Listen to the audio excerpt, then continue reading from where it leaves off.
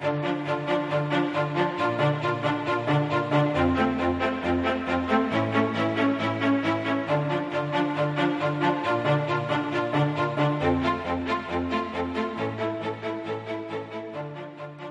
and shine, party people, to a Monday morning with Countdown to Classic. This is a podcast that educates, informs, and gossips about World of Warcraft Classic. Each week we discuss the news, hot button issues, and content of the highly anticipated Classic servers. I'm your host, Josh Corbett, and this is a show where it's not my opinion on World of Warcraft that counts, but yours. If you're new to the show, Countdown to Classic goes through your expert input on everything relating to the sure-to-be-amazing World of Warcraft Classic. Today, we'll be hearing all about hunters. Yes, those trap-laying, kitty-stroking range snipers will be broken down in an in-depth interview with two of the better vanilla hunters going around, Timecop and Raziya. And we cover a little bit of everything, so I hope you enjoy that chat, which goes on for about an hour and 45 minutes. Just a quick note about the audio in this call. Now, you'll hear it's a little bit scratchy for the first 20 minutes, particularly with Raziya, but I fixed it up during the call and it does eventually become crystal clear. So I apologize for the first 20 minutes or so being a little bit dodgy, but please do grin and bear it, and I promise it gets much better. After that, you'll hear a short call on Calling Countdown as I speak with listener of the show, Pliny, all about the Black Lotus, one of the more sought-after vanilla items, and what we should perhaps expect from it when Classic drops. If you're enjoying these in-depth conversations that Countdown to Classic brings you on a regular basis, then please head on over to the show's Patreon page and see how you can help support Countdown to Classic to continue to bring you more interviews just like this one. All the links you'll need are in the show notes for each episode. If you want to hit me up with some feedback or submit a memory lane or anger management of your own, you can always hit me up at feedback@countdowntoclassic.com as well. You can also support the show further by joining the show's amazing Discord, leaving a review on iTunes, and following the show on Twitter at Count2Classic with the number 2. All the links are in the show notes for you. If you can't get enough of me for some reason, then please do also check out my other podcast, The Cinephiles. That's SINNERFILES.com. If you haven't already, for some great comedic takes on all your favorite movies from myself and my two crazy co-hosts over there. But with all that said, let's get into it with today's in-depth interview all about hunters with Timecop and Raziya.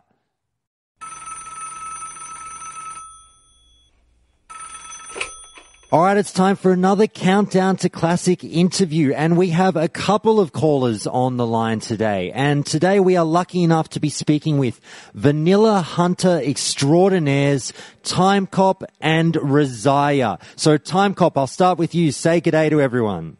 Hello. And Raziya, how about you? Hello, I am Raziya, the Ravager.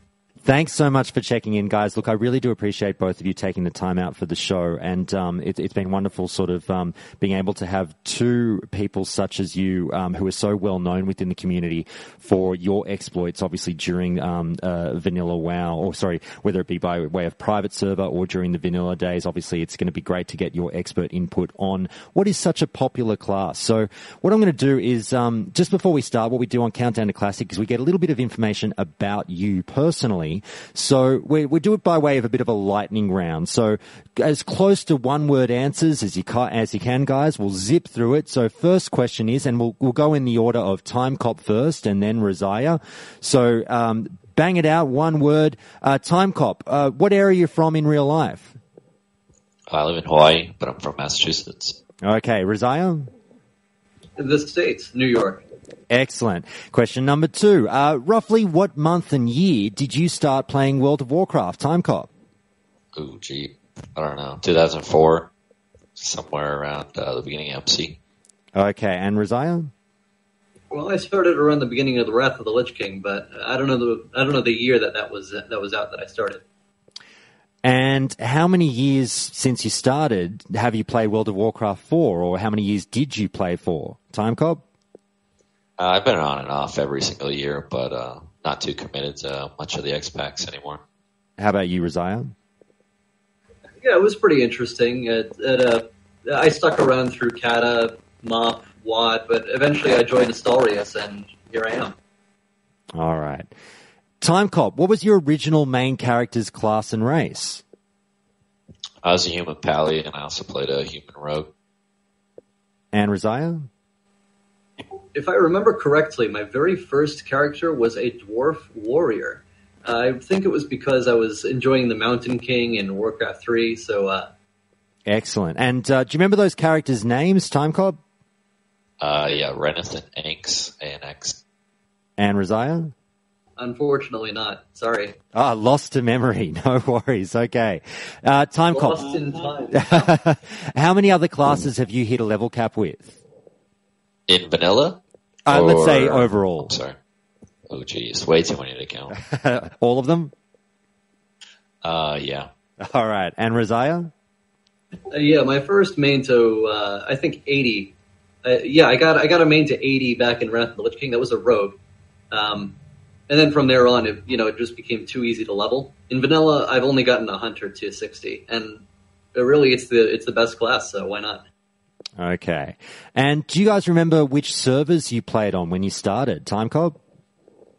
Yeah, I played in Varus and Ewidge's Lich out of Crush Ridge.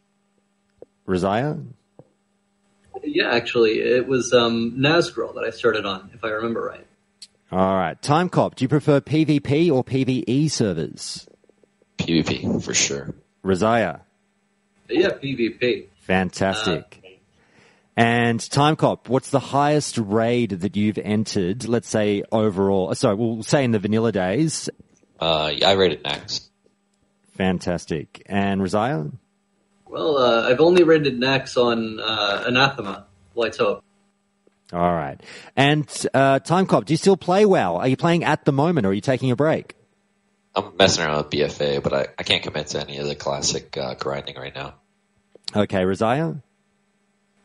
I'm doing the same thing. I mean, I'm not doing BFA, but I'm kind of chilling. I'm being very casual on Northdale since, I haven't really been putting up many videos recently, so, I've just been chilling on Northdale and editing where I can. Okay. Now, both of you, complete this sentence so we know where your allegiances lie. Timecop, for the... Ooh, that's a tough one. Horde? Okay, Raziya? Alliance. Alliance. All right, there we go. All right, well, now that we know a bit more about the both of you, just before we get into things, do you have any plugs for us? Can you tell the listeners where people can find you and your work online? Timecop? Yeah, no, I don't stream. I don't reach out really to anybody or have any links to anything, so not really. No worries. Raziya? Well, I don't stream either, but if you're looking for hunter tutorials, then you can look me up on YouTube. Raziya the Ravager. Excellent. All right. Well, we're going to get into the meat of the interview now, guys. And but just before we start, I just want to give a big thank you to listener Nostalgia Dad, who was super keen for this episode and sent through a bunch of the questions that you're about to hear. So I thought I'd just give some blanket love to him here at the top of the show, and he'll know his questions as they come up. But if you're wondering at home which questions are which, his are the good ones. So that's how you differentiate them from mine. But let's get kick-started. And how we'll be doing this, obviously with two interviewees, I'll be bouncing back and forth between the two of you. So let's start with this question. And this is we're going to go through a whole bunch of things here. We're going to go through specs, we're going to go through leveling, rating, PvP, gear, all that jazz. So it's a little bit of everything, hunters. And as you know, on Countdown to Classic, we'll get much more nitty-gritty later down the track. But I wanted to start with this one. And it's a quote that I found on a forum online. And it said the following. Now, Raziya, this will be a question for you. So listen up. I'll kickstart with you. And the quote goes as follows. The simplest reason to enjoy a hunter is that they're engaging. Despite what you may have heard about huntards, we have an awful lot to think about. Dead zones, ammo, a unique rotation, pet micros, and other management. Delicate but potent CC. Yes, it's simple to learn to play a hunter, but it's a class that's difficult to master. So, Raziya, what does that statement mean to you? Well, I should know. If I'm not mistaken, I wrote it, didn't I? You sure did. Well, as I've said, I enjoy the Hunter the most in vanilla. It is a fun class. You know, you hear about mages. Back when I was writing Naxxramas, we had our mages crying about spamming. Well, first it was Frostbolt, and then it was Fireball, and then we got our Warlocks doing Shadowbolt. But no, Hunters from 1 to 60 are based around timing. At level 1, you got to stutter step away from an enemy to get off enough auto shots to kill it efficiently. And at 60, you got to time your multi-shot and name shot between your auto shots to do your rotation. So it's a much more interesting DPS rotation than your standard ranged DPS. All right. Now, Timecop, I'll turn over to you for obviously a bit more of an extrapolation on generally what drew you to Hunters and where you think they're at now. And I'll read you another quote now. So listen up to this one. This is from user Daniel Teague over at the WoW Classic subreddit, who says the following. Being a hunter was very strange in 2005. People appreciated you not for your tranquilizing shot, true shot aura, or crowd control, or kiting, but for you not being as bad as the other hunters. They were one of the easiest classes to level and were everywhere back before everyone played warrior, mage, rogue like they do on private servers these days. If you knew how to control your pet at all, that was enough to stand out and be considered a good hunter before getting into raiding. So my question flowing on from that for you, Timecop, is we talk about, you know, that huntard comment that obviously was a thing back in the day. Can you tell people, you mentioned that obviously you started up very, very early in vanilla. How do you feel about the perception of your class and the players that play them, both back in the vanilla days and now? I think you've seen it back then, and I still think you see it now. People take it a little bit more seriously now, but I feel like the good hunters that understand the rotation and have really exact timing are going to stand out way more than a hunter that's just hitting a couple buttons, no auto shot time or anything. So, I mean, I definitely think you still see it now. So, do you recall at all getting a lot of grief about the whole huntard thing and getting frustrated with wanting to prove people wrong or anything like that back in the day? So yeah, I didn't play it in Vanilla Classic, sorry, that's right. But yeah, I definitely wanted to prove them wrong when I started out on Chronos 1. That's definitely something I wanted to do, and I felt like I did that okay. I mean, hunters would parse in the top 5 all the way through AQ if their timing was right, and in Nax when you're Wind Fury weaving and all that, they get up there on certain fight. And so how do you feel as someone who's obviously come so far with the hunter class these days? As of today, Timecop, do you feel that the community's perception is quite positive towards hunters, or there's still a little bit of that stigma? I feel like people always say it, but when you see the good hunters, people generally don't mind bringing them into the raid if they can perform well. I mean, it's really all about performance and attendance in vanilla. It's hard to get 40 people together, so you kind of bring what you can. But if you get good hunters, then they can outperform a lot of classes. Excellent. I'm missing out warriors and rogues, but they can get up there. All right. Now, Raziya, we'll turn back to you, and I'll read you another quote from the WoW Classic subreddit from user 213slim, who says this. I've made my mind up on rolling a hunter upon the release of Classic. I've been watching a lot of hunter PvP videos and they just look so complicated to play. It looks to me like they have so many things going on I can barely keep up with what they're really doing. Feign death, managing traps, microing pet, aim shots, stings, etc., etc. Will I be able to learn how to do all of that while leveling? It looks like a lot of work to learn. I used to play Mage in Wrath of the Lich King and I made it to 2200 pretty easily. Is Hunter a lot more difficult to play than a Mage? Also, they look like so much fun to play. Is it? So my question for you, flowing on from that, Raziya, is this. Hunters are said to have a high skill threshold, and obviously with them still being a relatively popular class, what do particularly skilled hunters do that people like that poster might not be doing in terms of trying the hunter out? And what really separates the pro hunters from the rookie hunters? Well, one of the most basic things that a hunter can do to improve performance in PvP is pick up a two-handed weapon, because that Raptor Strike is going to hit way harder, and you can bet that people are going to try and get in your melee. But hunters that are in pre-mades, in my experience at least, tend to take up zoning roles, and such as holding midfield in Warsong Gulch or locking down a base in Arathia Basin. We have very powerful zoning skills like traps and flares, and of course we have pets that can be hidden in a bush somewhere while you're also shadow melded somewhere else. So you have the potential to lock down an area pretty much by yourself, and a good hunter should know how to 1v1, I think, because you can expect to be on your own a lot. We'll go to the next question and again turn back to you, Timecop. And the question is as follows. I don't have a quote or anything. I'll just ask you this one.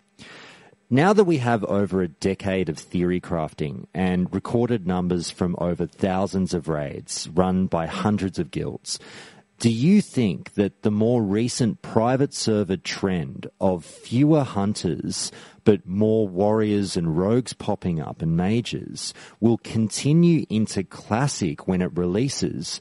Or do you foresee a bit of a return to the larger hunter populations that we saw in the vanilla days? And why would that be? Oh, absolutely. I would say you're going to see a lot of rogues and hunters. Their DPS is just off the wall, and I think it's just going to be tuned kind of like the private servers now, where they're just going to do insane damage. I think a raid should have about 3 hunters once they get into BWL, just because that buff or the debuff slot that they give on their 8 piece is insane, and then they can put up pretty ridiculous numbers. But warriors and rogues are pretty disgusting if played correctly.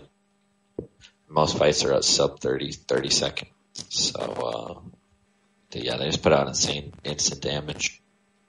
Were you surprised, Timecop, to see that the Hunter's popularity did dip a little bit as the private server movement chugged along? Because obviously you're saying that you can see it becoming the flavour of the month again when Classic drops. But were you a little bit shocked to see fewer Hunters running around? No, not really. I mean, everyone's going to play what they want. Not so much healers or tanks, but there's a big request for hunters, rogues. I mean, they're really fun classes to play. Hunter takes a little bit more skill. People just want to compete with numbers, so they're going to roll the class that's going to put up the numbers easiest. All right, and Raziya, we'll turn back to you, and we'll focus now a bit more on the leveling process as a hunter. And my generic question coming straight out of the gate is this. We all know that hunters are basically what you roll if you want to zip through the leveling process a little bit quicker than everyone else. Do you feel that hunters, this might be a stupid question, but I'm allowed one per episode, as everyone knows. Do you feel that hunters level a little too quickly? Do you feel like they should be sort of stopping and smelling the roses somewhat? What do you think about how quickly and efficiently hunters can burn through the content? Well, there was a hunter on Northdale who managed 2 days after the server dropped. Now, that's insane. Like, he must have leveled to 60 either, I don't know, by sharing his account or something, or, or pulling some kind of crazy all-nighter caffeine-fueled craze. Hunters can level quickly, but, you got mages who can AoE power level, and hunters are pretty quick at leveling just because of how well they can chain pull. You got your pet. You can send it at this target or that target, and if you're BM, that thing's not going to die no matter how many things you send it into. So, but if you are a hunter, you can feel free to stop and smell the roses if you want. I myself picked up a Venom Strike, 2 Cruel Barbs. I was running it with my friend, Dead Minds. I picked up a Crystal Pine Stinger. I'm still level 27, even though that was like 5 days ago.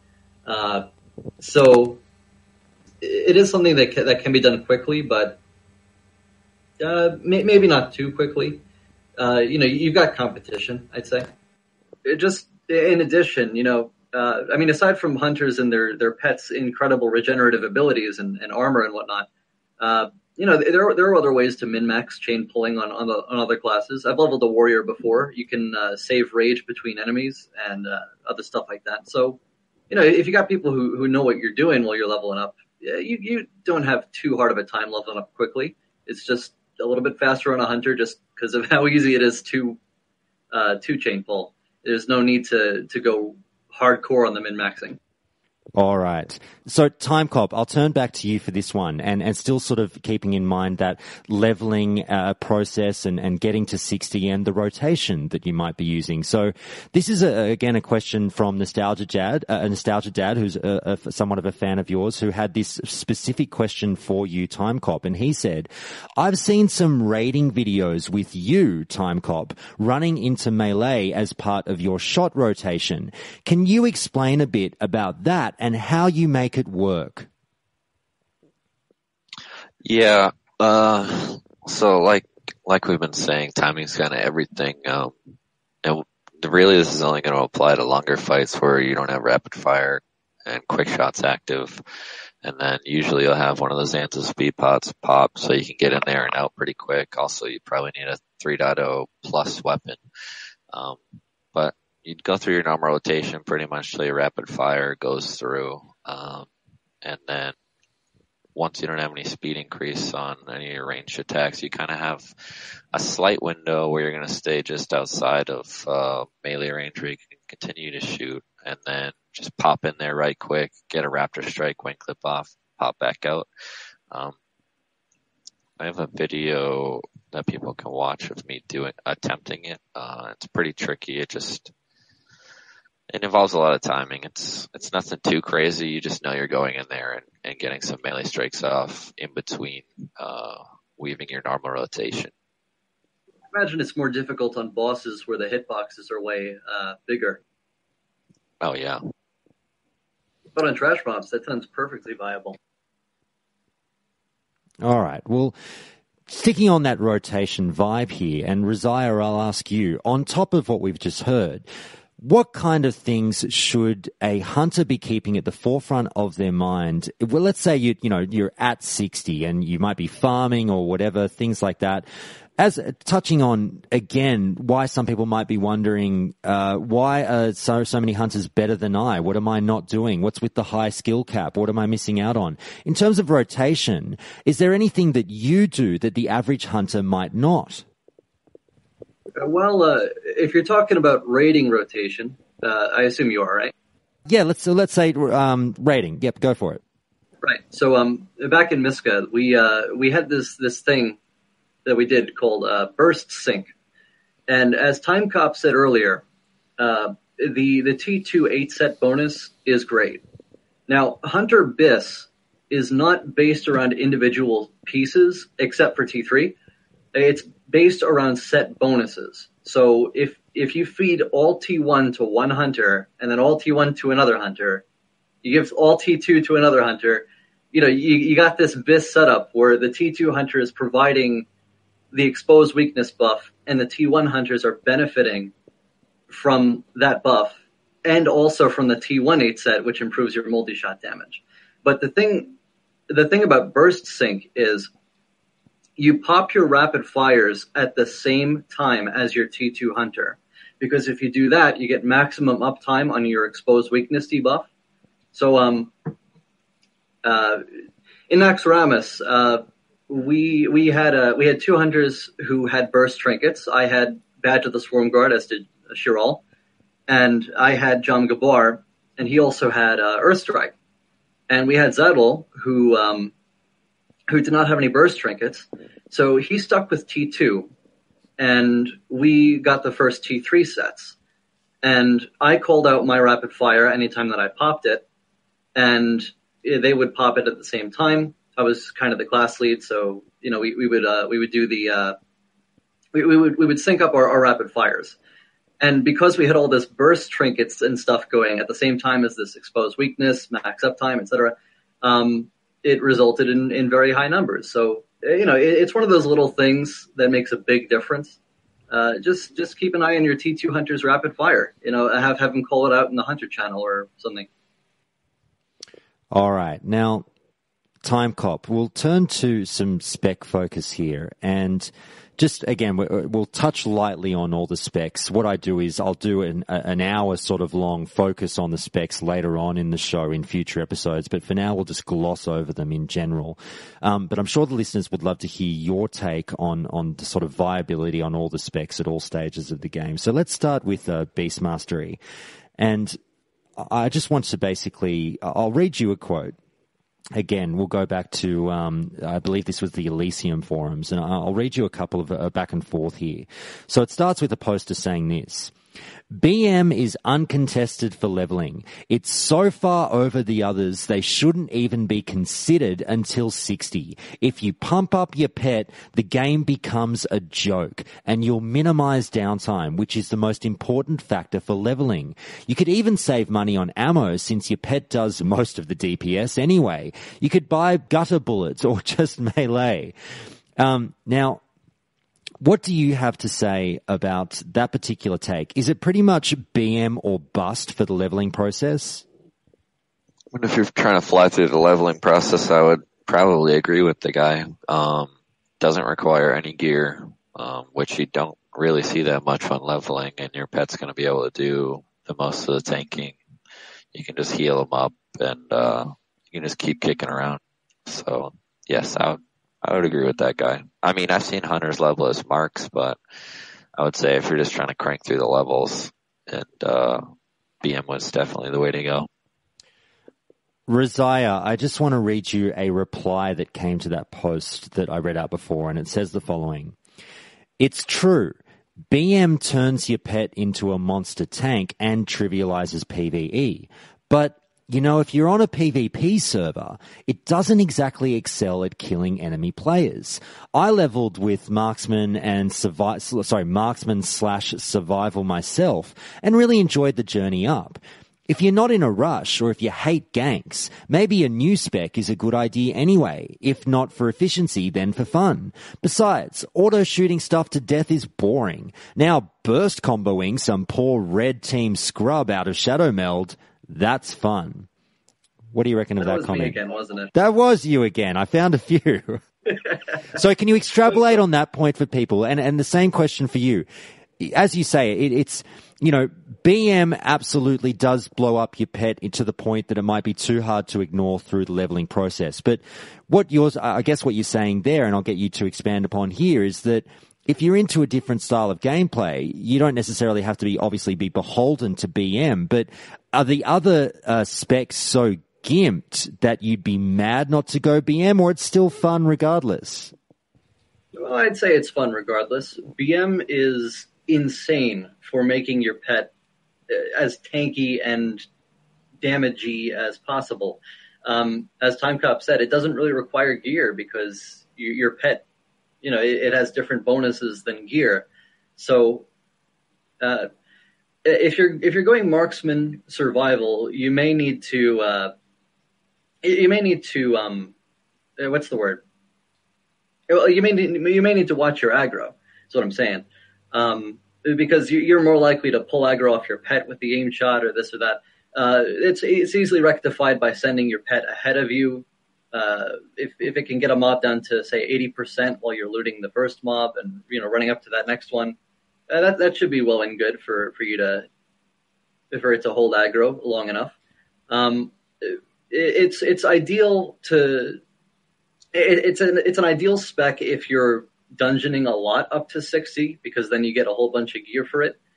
Otherwise, you may find yourself gimped.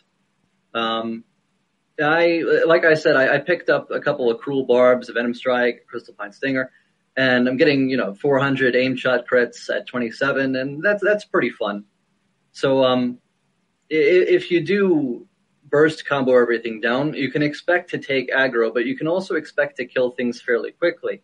Something might go down to 30% HP, you Raptor Strike it, you wing clip it, you leave your pet on it, you go run someplace else, it'll finish it off. It's certainly different. It's an acquired taste. It probably would take some more.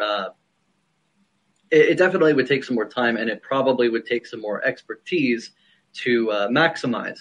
But I do think it's very fun. And regarding the PvP aspect, Beast Mastery, there's nothing wrong with it. Once you hit 40 and you get Bestial Wrath and you have Intimidation, you can send your pet at someone and they don't know how to deal with this pet because they can't CC it.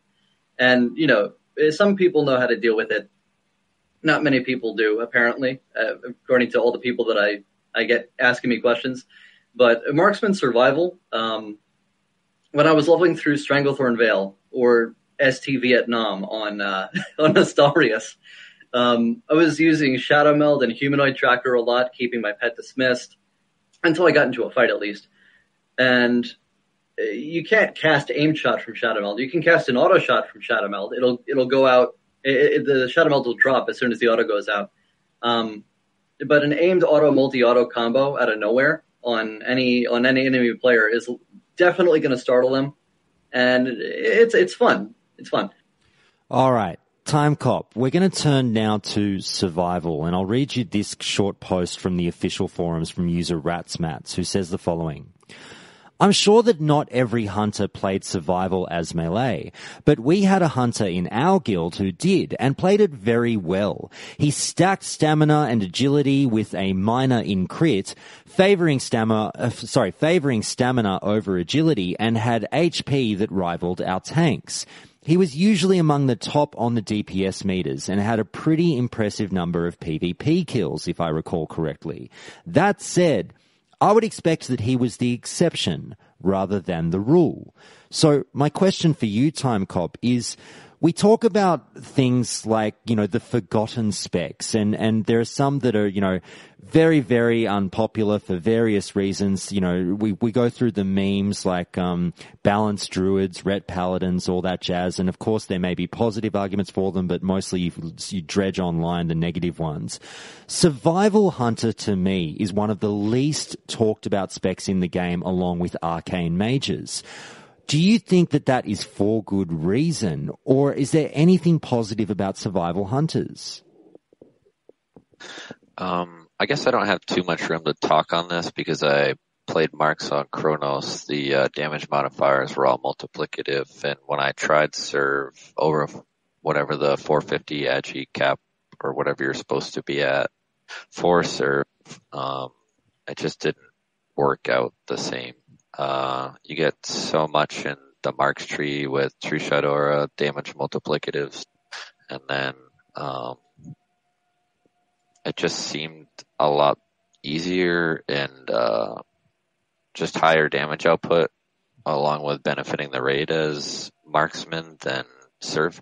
I also don't 100% believe in, once you have fully raid buffs, the extra crit you get from serve being too much of an issue anyways.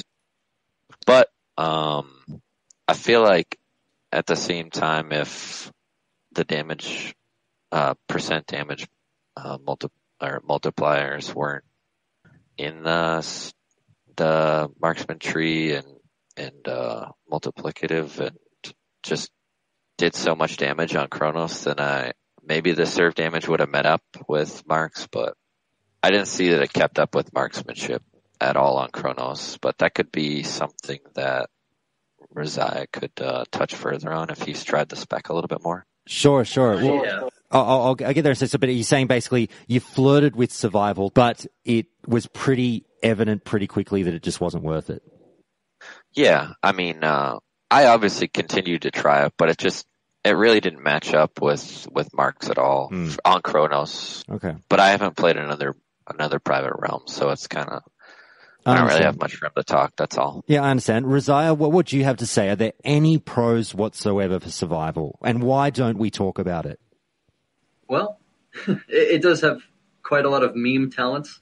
It's got the trap talents, feign death resist, and stamina buffs. And, I guess the stamina buff's pretty nice. But while leveling up, the extra crit in the survival tree plus the crit in the marksman tree, that was pretty nice. You don't really have too much gear leveling up that boosts your crit. So, while leveling, it does provide a fairly substantial bonus as long as you don't count BM being way better for speed leveling.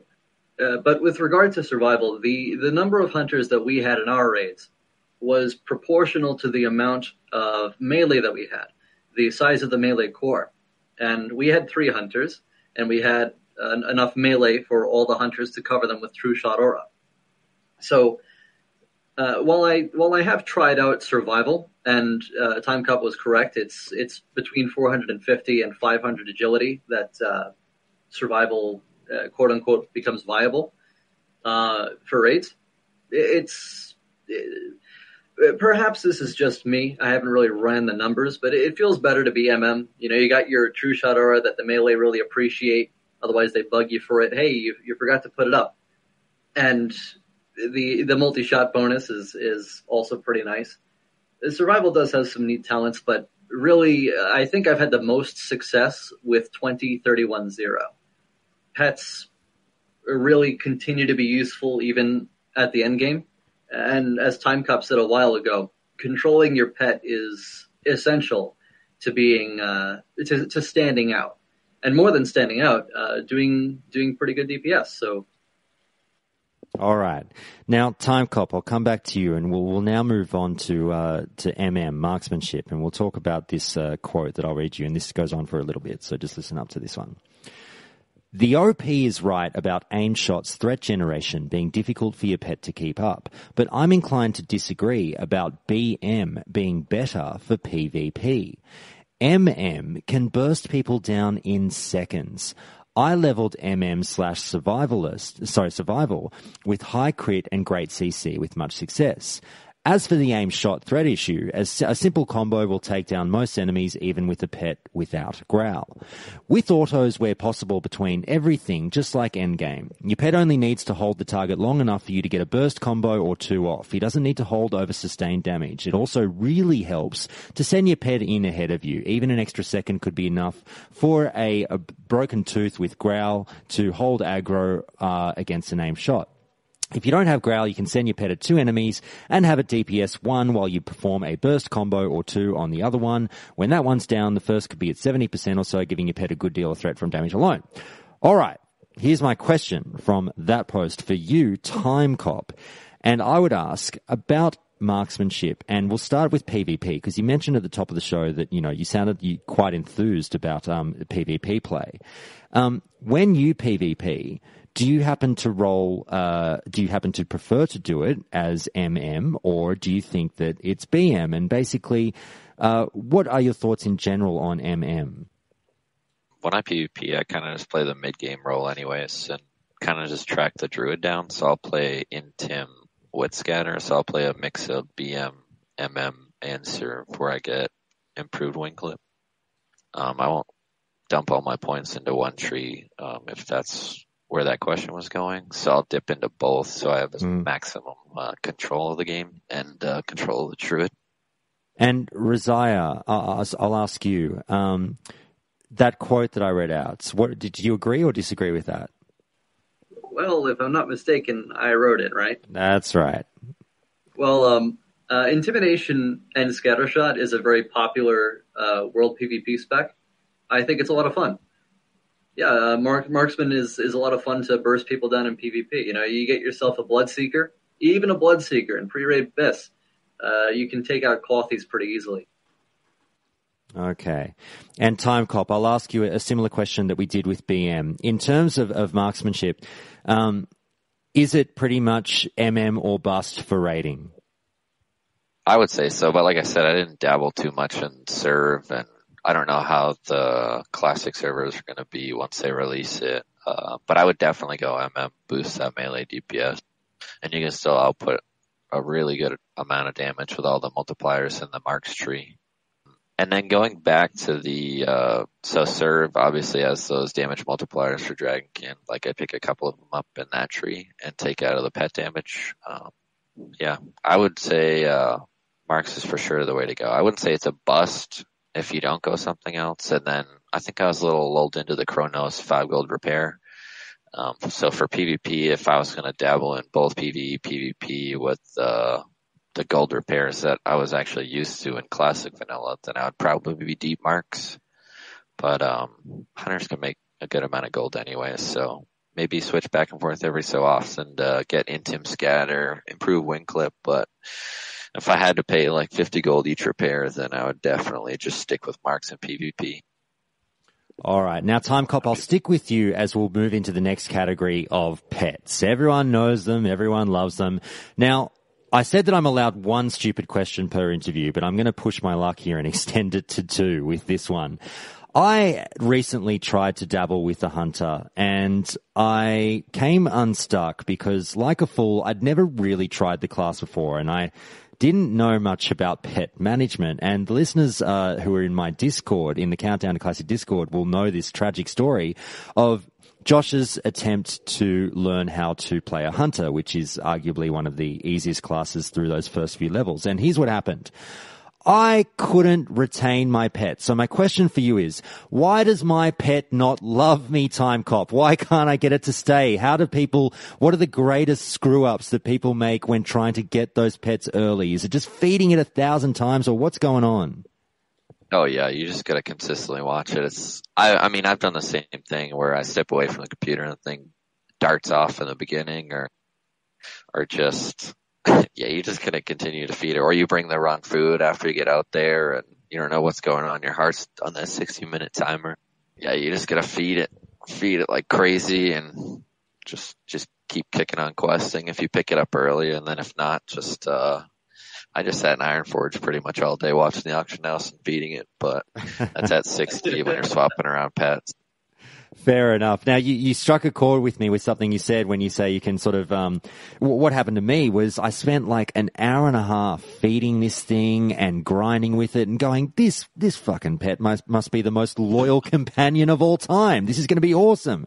And then I logged out, I logged in the next day, and within 60 seconds of logging in, it disappeared. And I was like, that's it. That's when I quit Hunters. I was like, no, I'm done. See you later.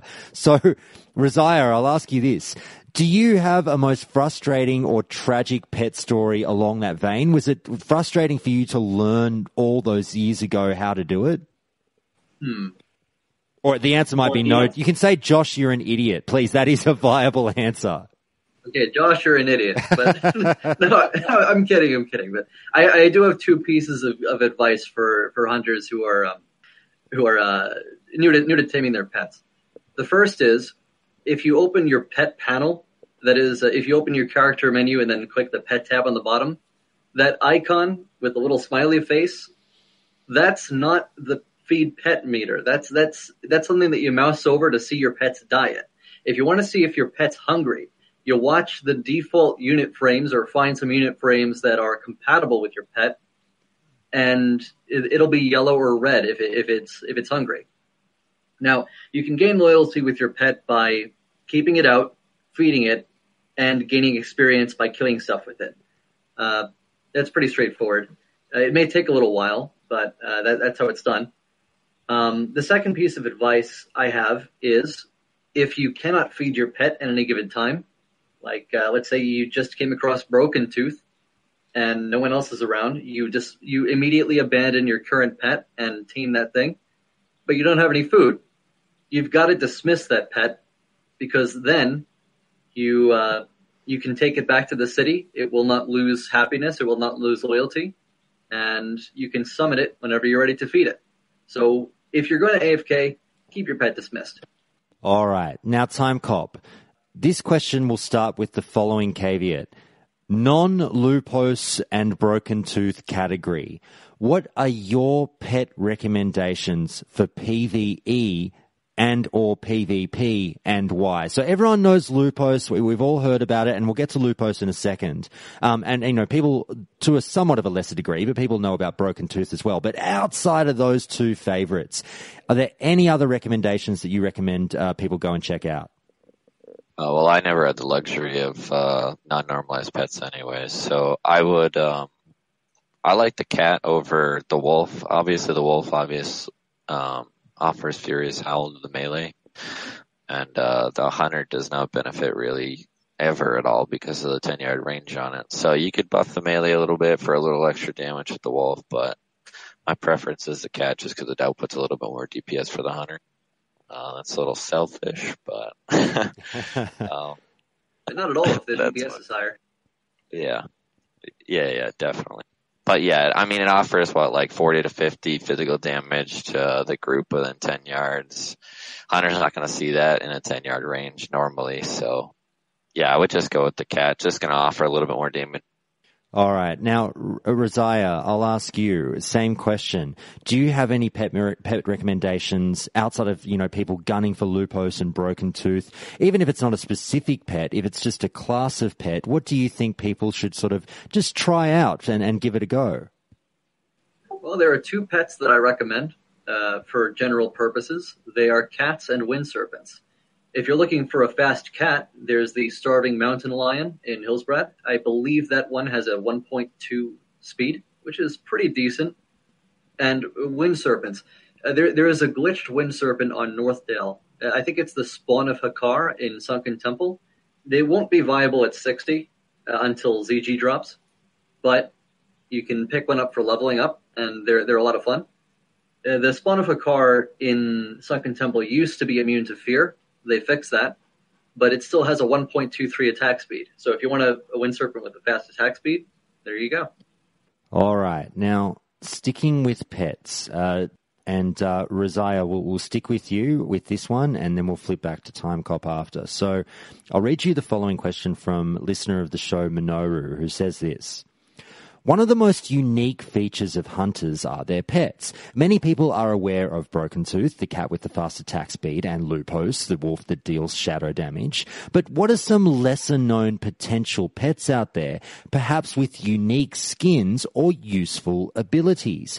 Perhaps some obscure pets that are hard to get tucked away in a corner of the world as a rare spawn, that lives in a dungeon or a raid instance or only spawns as part of a quest.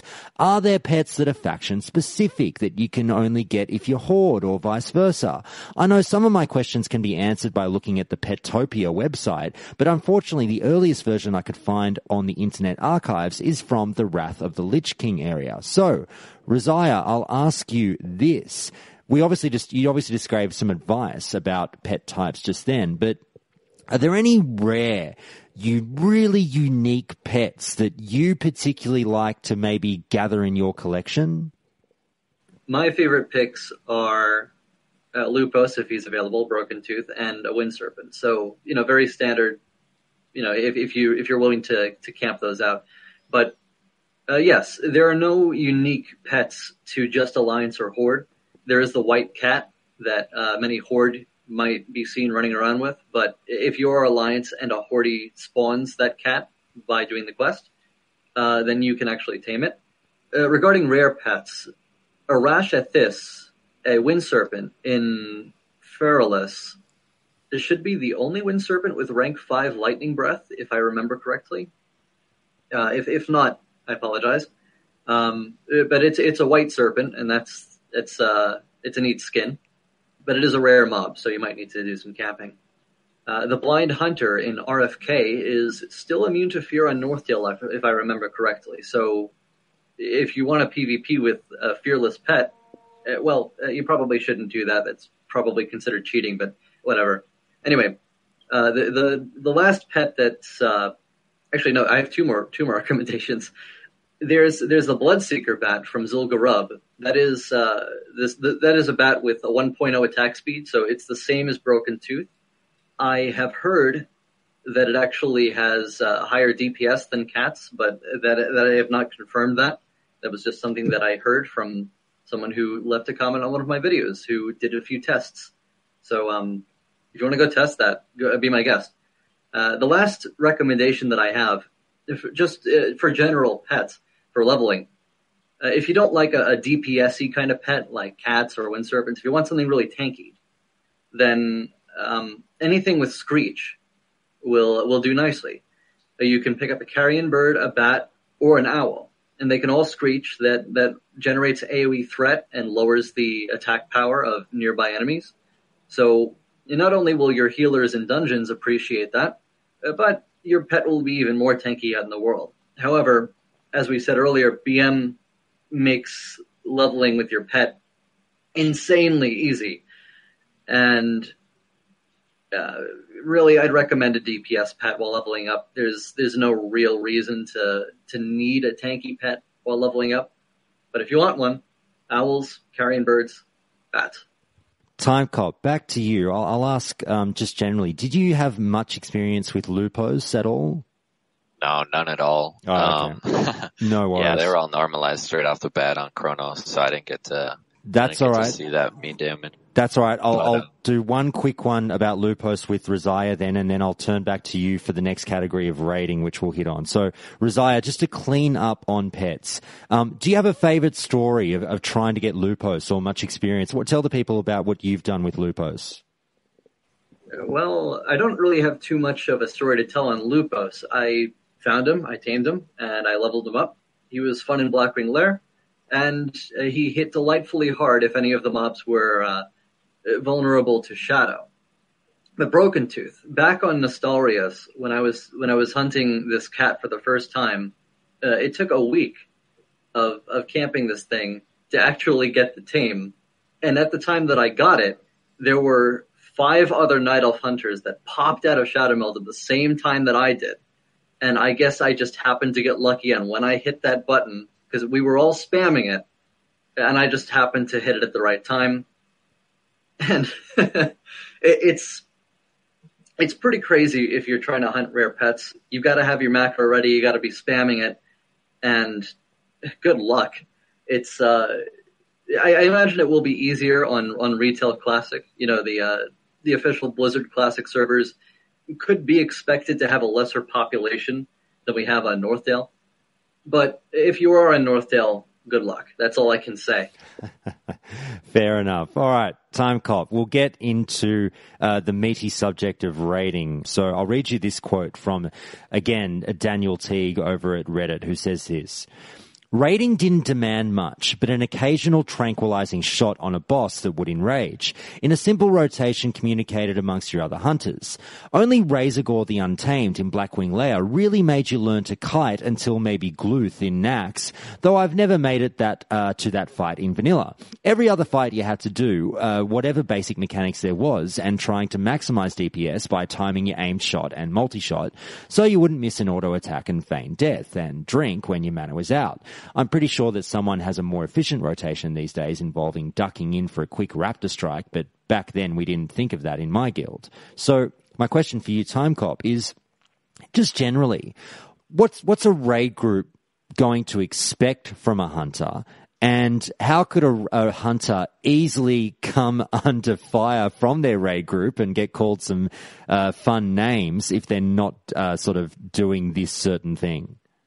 Oh yeah, obviously Trank Shot you get called out for if for some reason yours randomly misses, even though you're over the 9%, 8 point whatever it is hit cap. I mean, you say you got it off. It's definitely on cooldown. Somehow it didn't happen. I mean, we've seen that multiple times on Chronos where Trank Shot just didn't go through for some random reason. I mean, we didn't have to kite too much in Blackwing Lair or anything like that. Most of the mobs are nukable. Especially in the Razorgore fight. But yeah, kiting, anything like that. Your pet control can get you in trouble a little bit if you have some macros set up where it's on mouse over, send it off into a group of mobs mid-boss fight. That'll get you in trouble for sure. I have done that before. Yeah, just stuff like that will get you hemmed up a little bit by the raid group. All right. Now, I'll stick with you, Timecop, just because this was, again, a question that was specifically directed at you by a listener. And they said this, Timecop, Why do you think so many hunters rank so low in raid DPS in later content, but yet there are exceptions when they push the top 5 at times as well? What gives?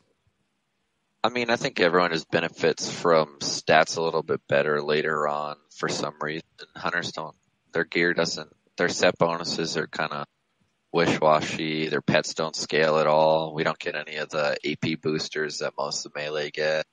So they're seeing a lot more crit that scales with all the AP they're getting from the gear, but we don't really, I mean, our AP doesn't go up too much. And then really just rotation.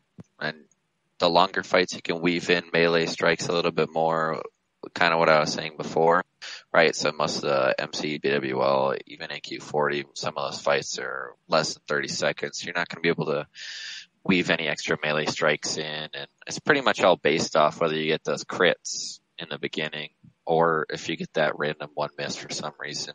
I personally like to sit under the hit cap and just gamble it if I'm going for records. But yeah, you'll see it. The fights open up a lot more, so you can have consistent damage with 1+ minute fights and the ability to weave and add extra strikes in there every now and then. Raziya, I'll ask you this one. We've spoken about the specs already, and we've talked about how, you know, if you're going raiding, you probably want to be marksman. But outside of, you know, the optimal spec being marksman, what would you change with beast mastery and survival if you personally wanted to make them more viable in raids, or perhaps even optimal? If you were at the driver's seat over at Blizzard, what would you do with those two talent trees to make them a much better choice for raiders? That is a good and tough question. Beast mastery is commonly overlooked by a lot of new hunters in raiding because it can get pretty difficult to keep your pet alive if you don't really know how to control it, if you don't really have too much experience with the boss fights. But in Naxxramas, I was able to keep my pet alive for, say, 13 and a half fights out of 15. So it's less about the spec viability and more about pet control. You know, you want to bug your healers until they buff your pet. You want to use your consumables on your pet. You want to make sure that you keep an eye on it while also doing the mechanics yourself. So if there was something that I had to change about Beast Mastery, well, if there was some kind of talent earlier on, the talents earlier on are pretty great. You know, you get improved aspect of the Hawk, you get endurance training, you get the damage and crit boosts in BM, and those are all really great. Maybe if there was some kind of passive that made pets a little bit less vulnerable to area effect damage, to be easier to keep it alive. With regard to survival, well, survival does have some more PvP-oriented talents. If you are PvEing with it, I'd actually recommend deflection over, say, improved wing clip or entrapment, because if you spec entrapment, mobs that are entrapped for some reason are not immune to it might turn to the healer that's standing next to it and one-shot it. And of course, there's the stamina buff that you can get in survival. I'm not sure that I would really change anything. I don't really mind it being MM, and survival is viable enough if you have enough agility. You know, it's played by some hunters at endgame, and that's fine. Yeah. All right. Now, Timecop, back to you. You mentioned a bit earlier an answer to this, and I was just wondering if you could extrapolate a bit more on your reasons. And the question I'm going to ask now is, realistically, how many hunters can be expected to be taken in each raid? So I think you mentioned earlier that probably about 3 per raid is what you'd be bringing along. Tell the listeners why you think 3 is what you'd want, or, you know, is there room for more? Should there be less? Why is 3 the magic number? So when Rez brought up that he pops his rapid fire with the tier 2 hunter, I never really thought of that before, so that's a really good idea actually. But on fights that probably last more than 30 seconds or however long, I mean, rapid shot's 15, so half the fight's pretty good for uptime. But it's really just uptime on that 8-piece. 450 AP is huge. If they can slide the debuff slot in the raid, which I would hope they could, then 450 AP 3 is usually pretty good for uptime on that debuff.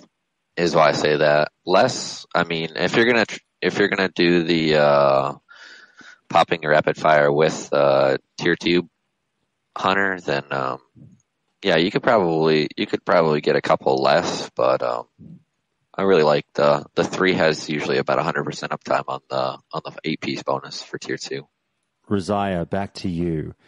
Recently, the show spoke to theory crafter Keftank about the viability of melee hunters, and he vouched for the concept, stating that after his testing of the playstyle, it didn't really deserve the jokes that it gets. And obviously, this is sort of dependent on your gear and your style of play or skill, but what do you have to say about melee hunters? Is it a meme justifiably, or is it actually misunderstood, as Keftank suggested? And obviously keeping in mind that this might be something that might be pulled out by someone in a raid, like, hey, fuck it, I'm going to be a bit of a melee hunter. What do you think about that? Well, hunters do the best job at nightfalling. That's one thing. And Raptor Strike is a pretty solid ability, especially if you have a two-hander, but obviously two-handers in raids means more AP, less crit, and one-handers in raids means more crit, less AP. Typically, it's accepted that dual one-handers are ideal for raiding. I'd say that for the sake of Nightfall, it's not necessarily a meme, but if you do happen to bring a Ravager with you, that could be viable on the Core Hounds before Magmadar, or on the Spider Packs in Zul'Gurub, or places like that where you're going to be fighting a bunch of mobs that are going to be stacked up. If you pull 3 of those Core Hound packs at once, or even 2, and you get a nice Bladestorm proc in there, that's a lot of fun, and it does improve DPS if you do get lucky. Timecop, what's the one talent that you personally couldn't live without in a raid, and why? I really like improved aspect of the Hawk. I felt like it procced so much, and it offers so much haste that I think it's pretty hard to not have in the raid. Obviously, you think a True Shot or a sure buff the melee, but for personal DPS, I really like improved aspects of the Hawk. I hear that. Excellent. All right. Now, just to touch on a few miscellaneous issues, Raziya, we talk about, everyone knows about Rock Del R, and the question goes as follows from listener Nostalgia Dad again, and again, thank you to him for sending in so many great questions. The acquisition of Rock Del R is obviously an epic journey, both to get the materials as well as the demons that you need to conquer. What advice would you give, being, getting the mature blue dragon sinew if you aren't in a guild that has Azurgos on lock? What order would you kill the demons in? Do you have any tricks for killing them, etc., etc.? So my question flowing on from that is, can you talk about, obviously, I'm guessing you probably have gotten Rock Del R at some point, and what was your experience with it, and tell us the story of your journey. Well, back in my day on Astorius, I got Rock Del R back when the respawn time was 7 hours if it was despawn, and 3 hours if it was a kill. So it was we kind of had to queue up. We had to have a line. So I have 2 pieces of advice. One, be courteous to the other hunters. If they're alliance or horde and they're attempting the demon, don't despawn it. Don't attack the other hunter. Just let them kill it. There will be less of a queue when you come back. And 2, learn from the hunters who came before you. If you are new to the quest, look up a guide. See what each boss does, what its weakness is. And bring the appropriate consumables. Do it right the first time, if you can. Each boss has its own weakness, and everyone has already mapped out the fights in explicit detail. So, really, that's the best advice I can offer. Just learn from the previous hunters who did it before you, and you'll come out on top. Timecop, I'll ask you this one. And I have very little experience in this field, and this is something that I want to change up when Classic rolls around. But I know next to nothing about macros or however people pronounce it. I barely used them at all in the vanilla days. I've got to wrap my head around how to put some together for whatever class I wind up playing in Classic when it comes out. But Timecop, I'll ask you this. It seems that for hunters, and this is just a perception that I'm getting from glossing over the forums the amount that I do, it seems like for hunters, macros are a little bit more important than other classes. Would you agree with that? I wasn't a big macro guy either, to be honest. You got a couple where you can macro Furious Howl and Aim Shot or some other stuff like that. But I honestly was not a big macro guy anyways. So. Okay, fair enough. Now, Raziya, I think you were a little bit on the other end of the spectrum, because I had a look through. Now, if people aren't quite aware, you've actually also, we haven't mentioned it, but you've written a fantastic hunter guide as well that if people Google, I think they can find over at the old Elysium forums or somewhere like that. But obviously you can tell people about that guide. But you happen to macro auto shot. Can you explain why something that some may deem to be a little bit pedantic is actually important for you? A very good question. Auto shot is one of our key abilities, actually, as a hunter. That's why we get timers for it. That's why we macro it. Now, having an auto target macro is useful for any ranged class that doesn't have mobs in front of you automatically targeted whenever you hit that ability. But this goes beyond that. Auto shot can be toggled off unless you use an add-on or a macro. So I use a macro so that I can habitually spam auto shot, because as an RTS player, I do that. I spam keys. But more than that, multi-shot and aim shot benefit from our auto shot damage. They add onto the auto shot damage. So if you can precast aim shot on a boss or a trash mob or whatever, that's great. Go ahead and do that. But if you have already pulled something, if the tank is already pulled and you're just catching up and you got to shoot something, don't start with an aim shot. Fire off an auto shot first, put it on CD, and then go into your aim shot, and then auto multi. This even goes right back to level 1. Level 4. At level 4, hunters get Serpent Sting.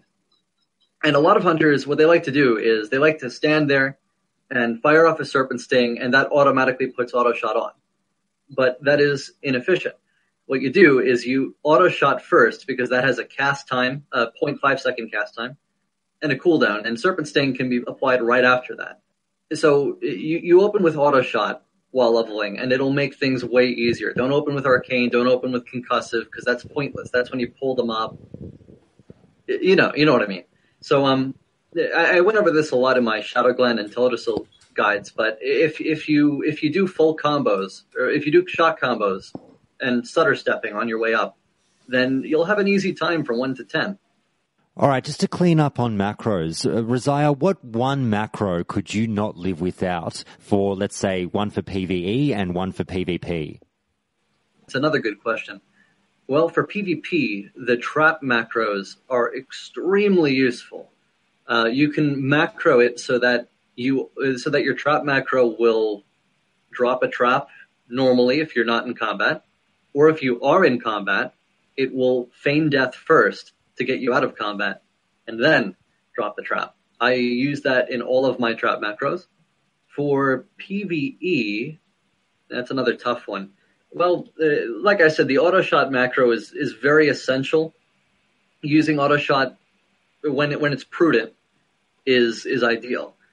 But I suppose another useful macro for PvE would have to be the rapid fire macro. You can call out to your friends on the Hunter channel, hey, pop in rapid fire. And there you go. You can sync your stuff up then. Timecop, I've got what might seem like a relatively simple, but if you dig a little bit deeper, might get more convoluted. I don't know. Maybe it is simply a one-word answer. I'm not sure. And here's the question. Is everything a hunter weapon? Yes. Oh, yeah. Yeah, I mean, there's uses for everything. People bitch about hunters getting two-handed weapons, blah, blah, blah, blah, blah, Gandhi, all this stuff. But, I mean, if you put good use to it, then there's use for hunters getting these random like Dark Edge of Insanity, Ashgandi. Obviously, the warriors are going to complain, but if you're a PvE-based guild, then it really shouldn't matter because they're probably not going to be running two-hand anyways. I like to take two-handers so I can weave in there. That's probably the only thing that I'd go out there and say that I would take over a melee, just because it's only a PvE-based upgrade. But if there's PvP, I'm not going to take it over a warrior that's ranking or whatever, stuff like that. But definitely down to go in there and get a better weapon to weave with to increase my damage. All right, well, you mentioned Ash Candy a couple of times there. So, and as you say, some of the warriors might gripe, but it sounds like you are suggesting that, well, yeah, Ash, because one of the questions was Ash Candy, great sword of the Brotherhood, warrior weapon or hunter weapons. So it sounds like you're saying, well, yes, absolutely, it can be a hunter weapon. Yeah, definitely. Like I said, if you're going to put good use to it and weave, then yes, but two one-handers usually is the way to go for if you're just sticking to the basic ranged rotation. Raziya, you perked up a little bit when I asked this question, so I'll get your take on it as well. You tell me why absolutely everything is a hunter weapon. Well, it's because itemization for hunters in vanilla is absolute shit. Anything could be a hunter weapon.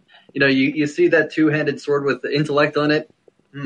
Well, you could farm for a little bit more often before you need to auto-shot only to recover mana. And you could also Raptor Strike harder, hunter weapon. Or, it's that kind of thing. Hunters benefit from a lot of different stats.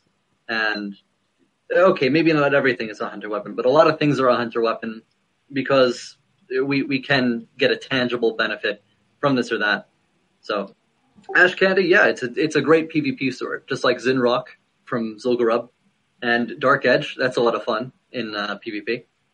Now that we're bringing up sort of, we're talking about gear and we've mentioned a few items now. Timecop, you started mentioning a few things earlier as well, but my general question will be, are there any particular items or pieces of gear that you seek out either, through the leveling process, things that maybe are not items that come to the forefront of the generic player's mind? Is there stuff that you absolutely love and will go for when you're leveling up your hunter?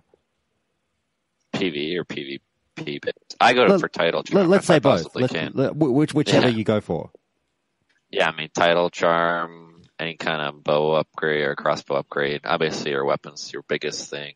But PvP, all around, I would say I'd go for title charm just because it's so nasty in PvP. Gives you that extra stun. How about you, Raziya? Sure. At level 3, you get a Hornwood recurve bow. Level 11, you get a Laminated recurve bow. At level 19, you get Venom Strike. At level 30 or so, Master Hunter's gun or bow. Level 45, if you can get a Marauding Grip, that'll take you. Verdant Keeper's Aim. And as soon as possible, Bloodseeker, the Nerubian bow from Stratholm Undead, or the Black Crow from LVRS. If you're going bows only on the way up, that's very, very solid weapons to get. And another note about weapons on the way up, actually. A lot of hunters may say that fast weapons don't really matter if you're going BM. And yeah, they're right. You don't have an aim shot to charge up. You do have multi-shot, but you can just auto-shot. It doesn't really matter. But the second perk to slow weapons on a hunter, no matter what spec you are, is that you get more time to move between your auto shots. That is the technique called stutter stepping, where you move whenever your auto shot is on cooldown, and you stop to shoot whenever it's off cooldown. And of course, that has a 0.5 second cast time and a cooldown depending on the speed of your bow. So if you have a really fast bow like Hurricane and you need to move while you're shooting, you're going to need to stop pretty often to get off that 0.5 second cast.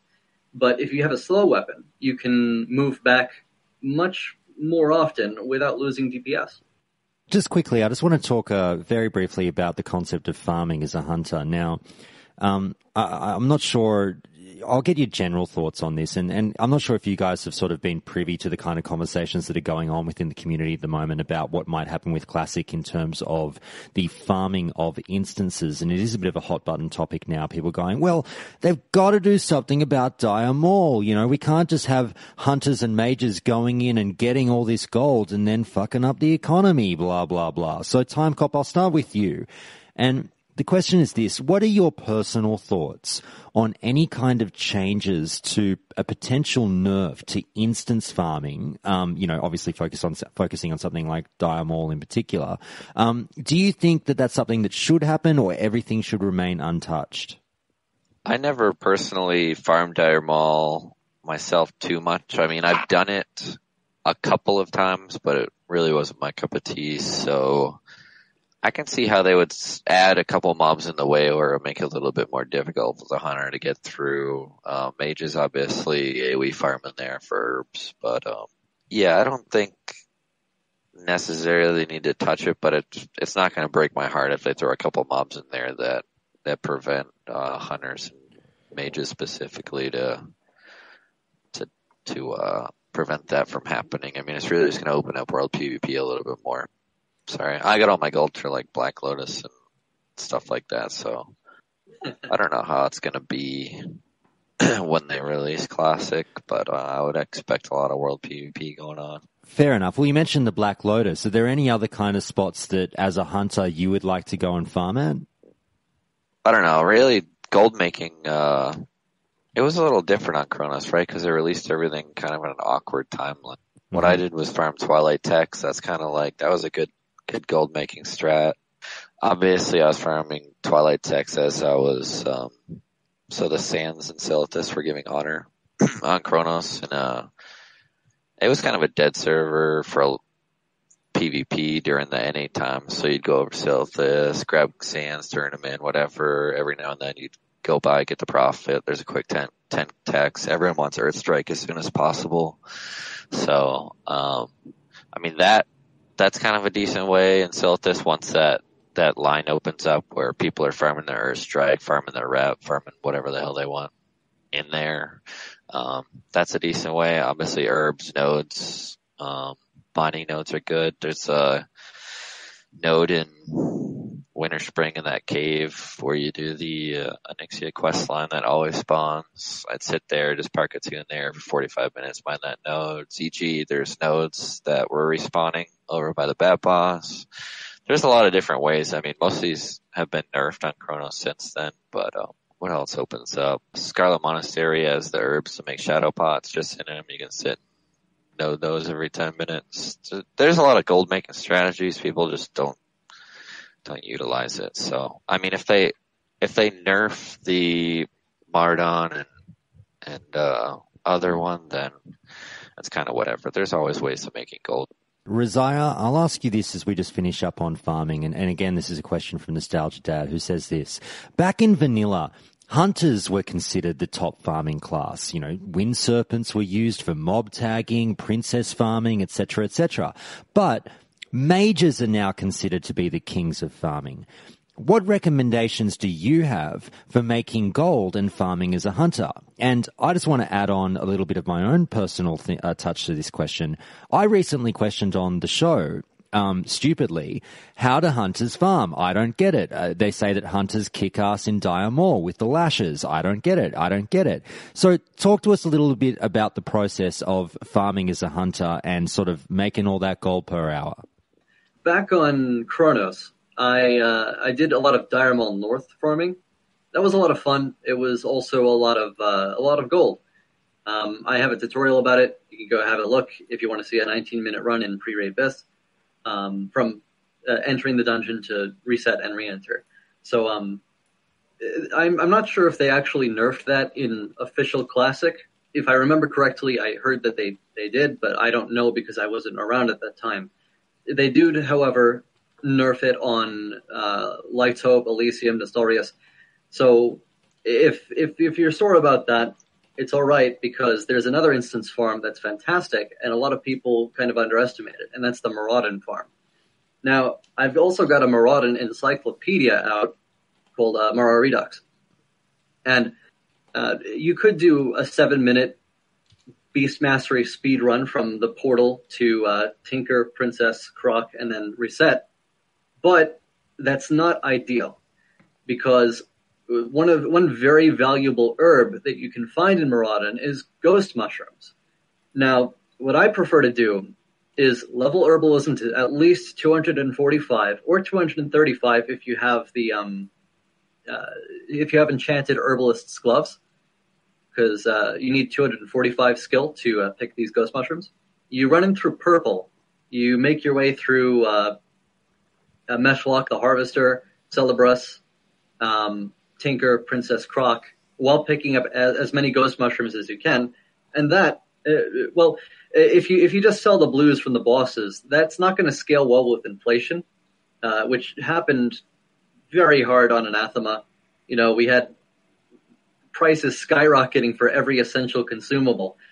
But the ghost mushrooms, they also scaled up. So you trade them to your guild's warlocks for whatever you need, or you sell them on the auction house.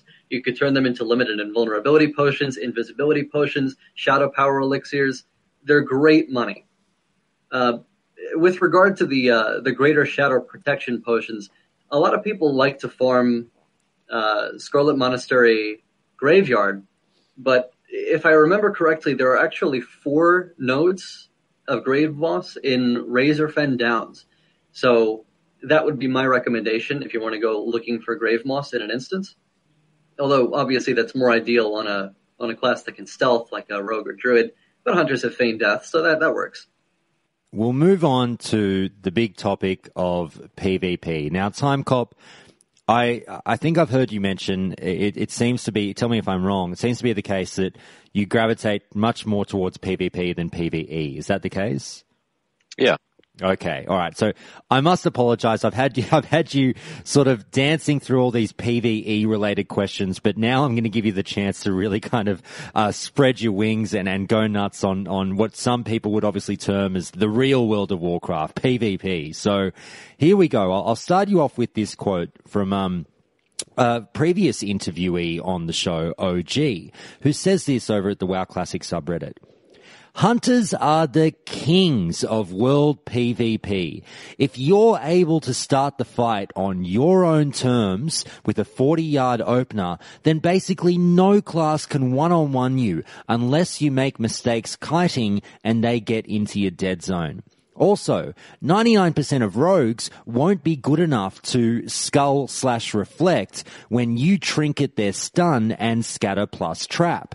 You should dominate rogues as a hunter, even if they get the opener, to be honest. Trinket the stun and instantly scatter and trap, and there's literally nothing they can do unless they pre-popped skull, and only the top 1% of players are going to do that. So, here's my question for you. Two-parter, really. So we'll start with the first part. Is it true? Are hunters the kings of world PvP, and why?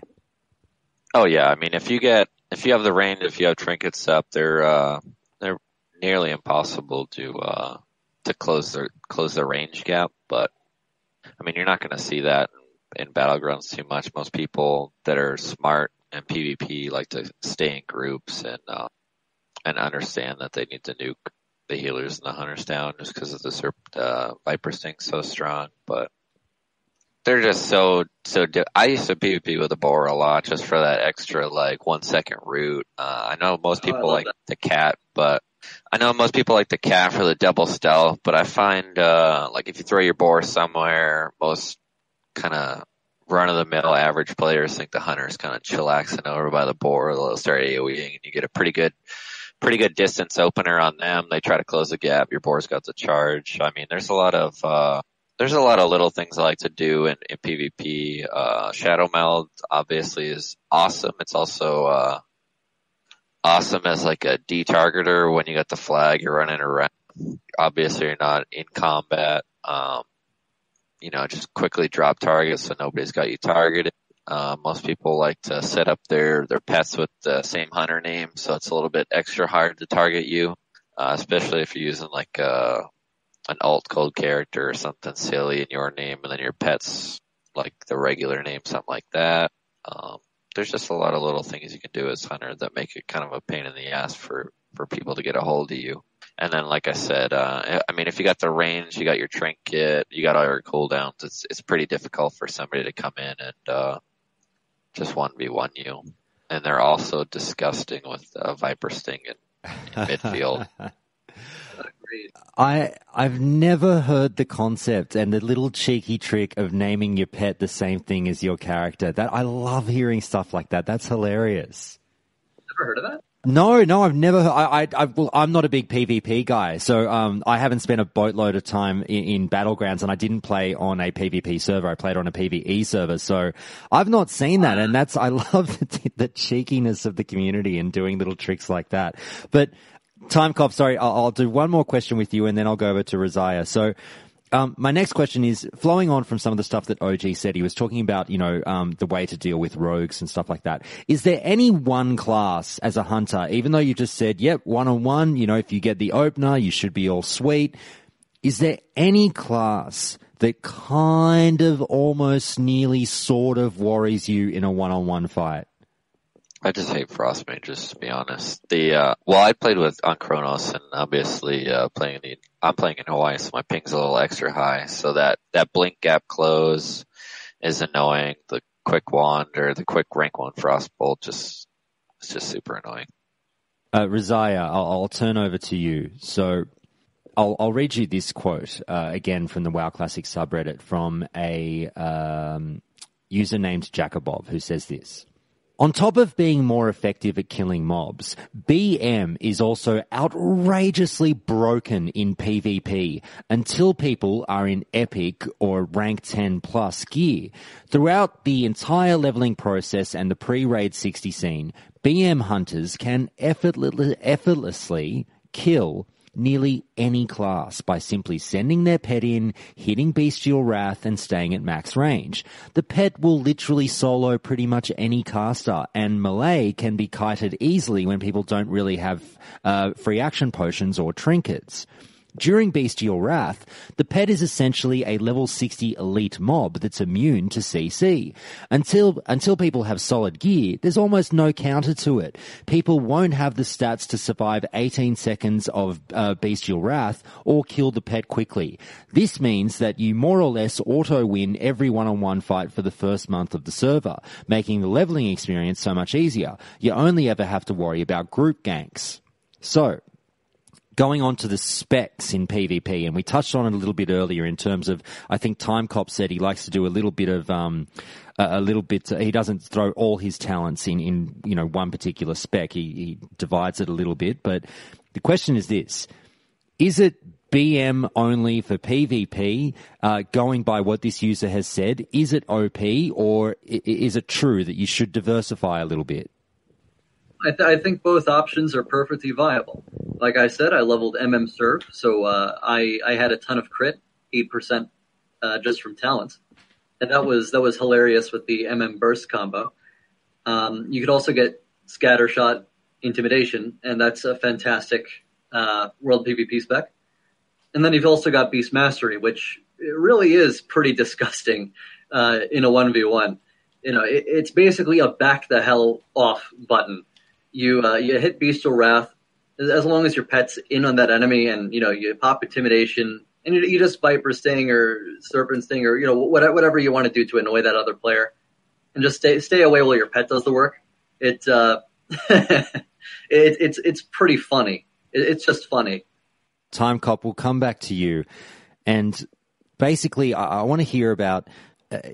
Being such a fan of PvP, can you tell people a little bit about not only your experiences, what kind of ranks you gotten up to, what the trials and tribulations are of ranking a hunter, but what are some of the tricks? You've gone through a bunch already, but are there any other tricks of the trade on the sort of road less followed that you would recommend that hunters look into when going into battlegrounds or things like that?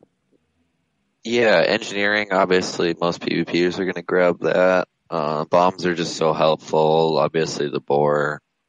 Anything that get you a little bit of a distance increase. Swiftness boots, speed pots, invul pots even for if you really want those. Freedom potions. I mean, it's really all about just potions engineering. some skill a little bit. And then, yeah, I mean, just knowing how the brackets work out a little bit, just obviously having enough time to actually do it. That's really the big pain in the ass about if you're looking to seriously grind out those ranking gear. Like the rank 12 gloves are nasty forever pretty much, but it's like if you're going to play in a high pop realm, you definitely need to be able to commit some time for a long time. Well, what rank did you get up to? I got to rank 13 on Chronos, and on retail I went rank 10. Very nice, very nice. Now, let me ask you this, and it's something that you obviously, a lot of people have been the victim of at times, but in a 2-on-1 situation, let's say you're the hunter, you've got two people coming at you. What do you generally do in terms of tactics? Is it pet on one, you on the other? Is it just CC as best as you can? What do you think of? What are the first thoughts going through your head when you see them charging at you from across the field? I'll pick the Colossi and nuke them down first, and then try to CC the other one as much as possible, pretty much. Yep. Excellent. All right, we'll clean up on PvP, and Raziya, what I'll ask you now is just in general, is there anything we haven't touched on in terms of hunter PvP that you feel needs to be said for people to know about?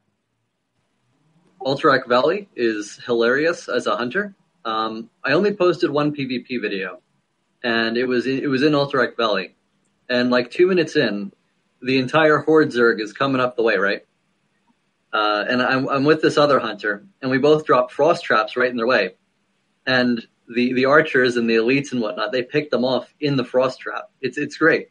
So zoning is powerful on its own in Warsong Gulch and Arathi Basin, but in Alterac Valley, it's hilarious. Just set some frost traps down where the enemy will be passing by en masse. Try and pick up as many as possible so that you have less to do with back at the base, or wherever it is that you intend to be doing the most of the fighting. Other than that, if you're dealing with non-clothy targets, magic damage can actually be pretty cool. You can pick up the Zandalarian Hero Charm from the Heart of Hakar. Not the physical damage one. I mean the spell power one. That's actually something fun to use in PvP. If you happen to be grinding to rank 14, pick up the spell power swords. I've seen those be used to great effect. So yeah, spell power hunter is actually a thing in PvP, and it does wonders against those prot warriors that are decked out in shields and whatever it is that those warriors wear, all that silly heavy stuff. I'll just stick with you, Raziya, for this one. And just to clean up on sort of some more miscellaneous topics. And the question is this: what add-ons do you think are necessary for hunters in either PvE or PvP? And how high... Sorry? Said an auto shot timer. Absolutely. Well, the follow-up was, how high on that list is Ray's auto shot? Well, it must be an add-on. But basically, an auto shot timer is at number one, it clearly sounds like. I hear you. I always pronounce that one differently. Is it I Rise? pronounce it as Rice. Yeah, that might be I always pronounce it as Rice. A friend of mine worked up yet another hunter timer that's still floating around. Rice is pretty neat though. And there is another copy of Rice floating around that allows you to actually perform your entire shot rotation via a script. Of course, that's not ideal because microing your stuff is better, but it's there if you want to AFK in Molten Core or something. Just spam one button. Other than an auto shot timer, I can't say that there's anything particularly essential. But an auto shot timer is 100%. You need it. Go get one and enjoy it because it's really that useful. Timecop, this is another one specific towards you, and the question goes as this. Former guests, and this is again from Nostalgia Dad, former guests of Countdown to Classic, Daryl Marky Mark and Alex Sensual, have both alluded to you having helped them do a full-on hunter class guide in the past. What would you include in that guide today that you would consider to be little-known bits of information? Maybe like the melee weaving and that position really is everything when you're DPSing. Even down for Hunter, that last arrow could boost your numbers for your meters quite a bit, right? Because if you're sitting at max range, that last area doesn't get through, then obviously it doesn't count, right? So I like to inch my way up the closer the boss is to death, just to guarantee maybe that last auto or that last multi or that last aim actually does get off. Yeah, don't be shy. Get up close. Now, we talked about this just a little bit before we actually started recording the podcast, and that guide that listener obviously mentioned in the question, did that ever come to be, or is it coming, or what's the story?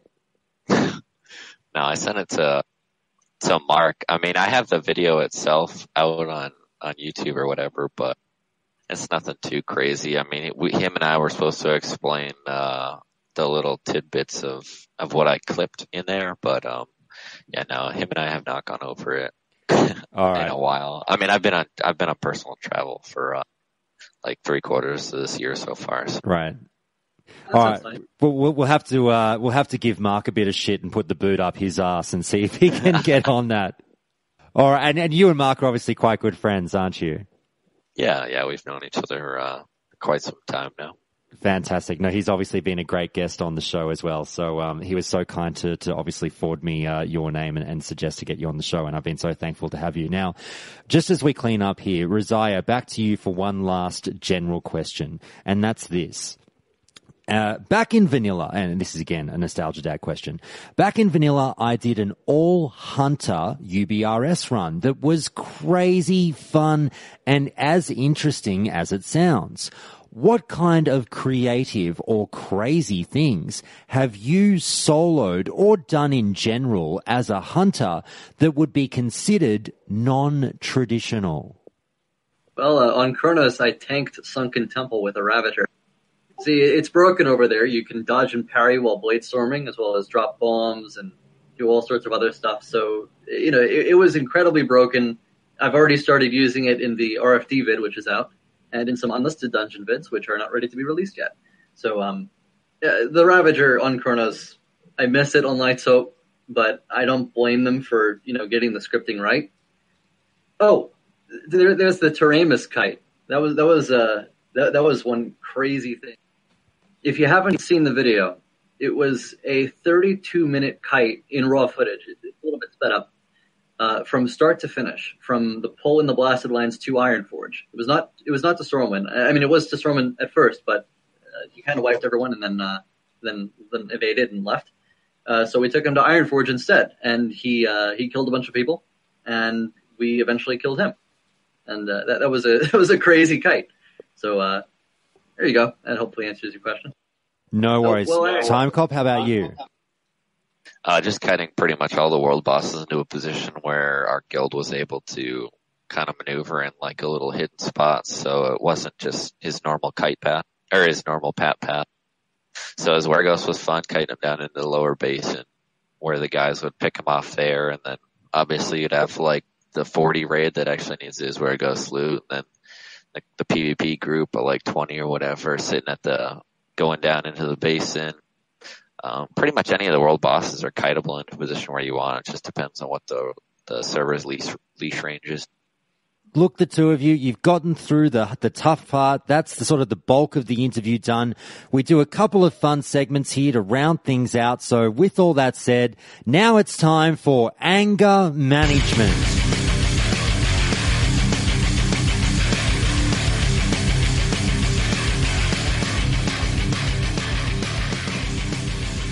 So what I do on the show here, guys, is I ask both of you, sorry, I can't remember if I actually prepped both of you for this, but by all means, if I'm putting you on the spot and you can't think of anything, just shout out. It's not a huge deal, but you might be able to think of something straight away for this one. What I do is I ask the guests to please go nuts, please just spew as much vitriol as you've got. Is there one thing in vanilla World of Warcraft that really gives you the shits that you just want to jump on a soapbox and scream about? Timecop, I'll start with you. In vanilla WoW, I just hate the hunter the dead zone for hunters. It bugs the ever living shit out of me. Yeah, it's really just PvP not being able to do anything outside of just the couple of melee strikes that you have left. Like, sure, you can wing clip spam, raptor strike every now and then, but it's like as soon as something gets a hamstring or a poison, which poison is ridiculous. It's near impossible to get away from. If you don't have your traps or they trinket. Oh my god, the reflector freezing trap is very high up on my list as well. Yeah, those two are super high on my list on annoyances. Okay. Now, Raziya, I'll ask you to go, and I'll just let all the listeners know. Just before we started recording, Raziya asked me, and I hope you're okay with me saying this. Raziya asked, "Hey, Josh, is it okay if I swear on the show?" And I said, absolutely. Go nuts if it comes up. So maybe this is the segment, Raziya, where, absolutely go nuts. What's the one thing, or maybe it's two things that really give you the shits in Vanilla WoW? It's healers that don't buff my pet. And, in raids, yeah, you could pull decent numbers by yourself using burst sync, multi-shot sync. If you have 3 hunters, put up 3 hunters marks so that you can cleave multi onto new targets, and it's max on every target. And there are ways to aim multi-shot based on what you target and when you fire. But I suppose I could get into that later. Anyway, but you do need your pet if you want to pull the maximum DPS. And of course, the healers are like, do we really need to buff this thing? It's just going to die, or it's just going to, it's just going to pull a measly 150 DPS. It's not really going to do anything. So if you as a hunter have a healer core that does not like to buff your pet, here's some really solid advice that I can give you. And now, this is not a joke. One of the best consumables that you can bring to raids is snowballs.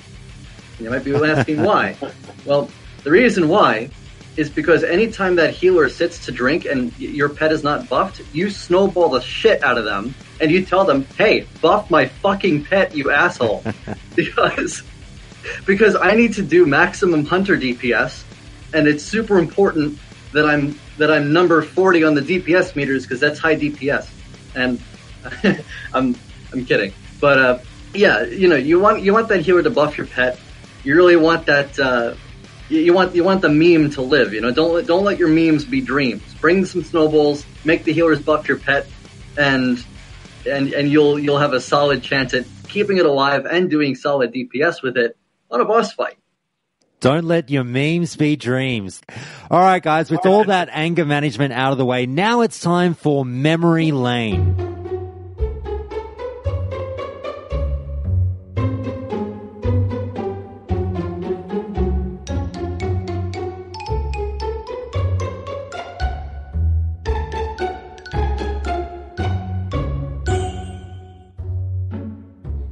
So what I do on the show here is I ask the interviewees if they can recall their fondest or perhaps funniest memory whilst playing Vanilla WoW. So sorry to put you guys on the spot a little bit, but by all means, just shout out and perhaps one of you will be happy to go first. Is there a particular story that you'd be happy to tell that is either a particularly close one to your heart in terms of being fond of Vanilla WoW, or is there an absolutely ridiculous moment that was just, a run gone wrong, or a ninja loot story that was quite funny? Anything that stands out to mind. So who wants to jump in first and volunteer? I've got a few moments that I can recall immediately, if you don't mind, Timecop. Oh, no, not at all, no. Cool. So, back on Astalrius, I attended the very first day that the Emerald Dragons were released, and it was crazy. We had 15K people online, and I took a tiny recording of Emerus, because the other dragons were down in what was it, less than an hour?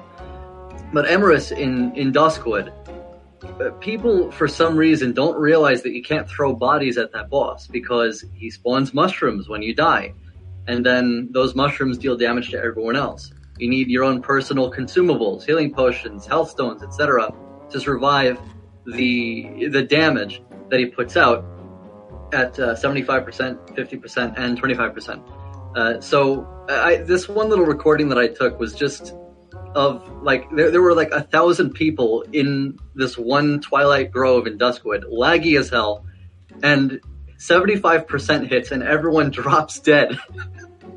And I remember thinking that was beautiful. I want to see that again.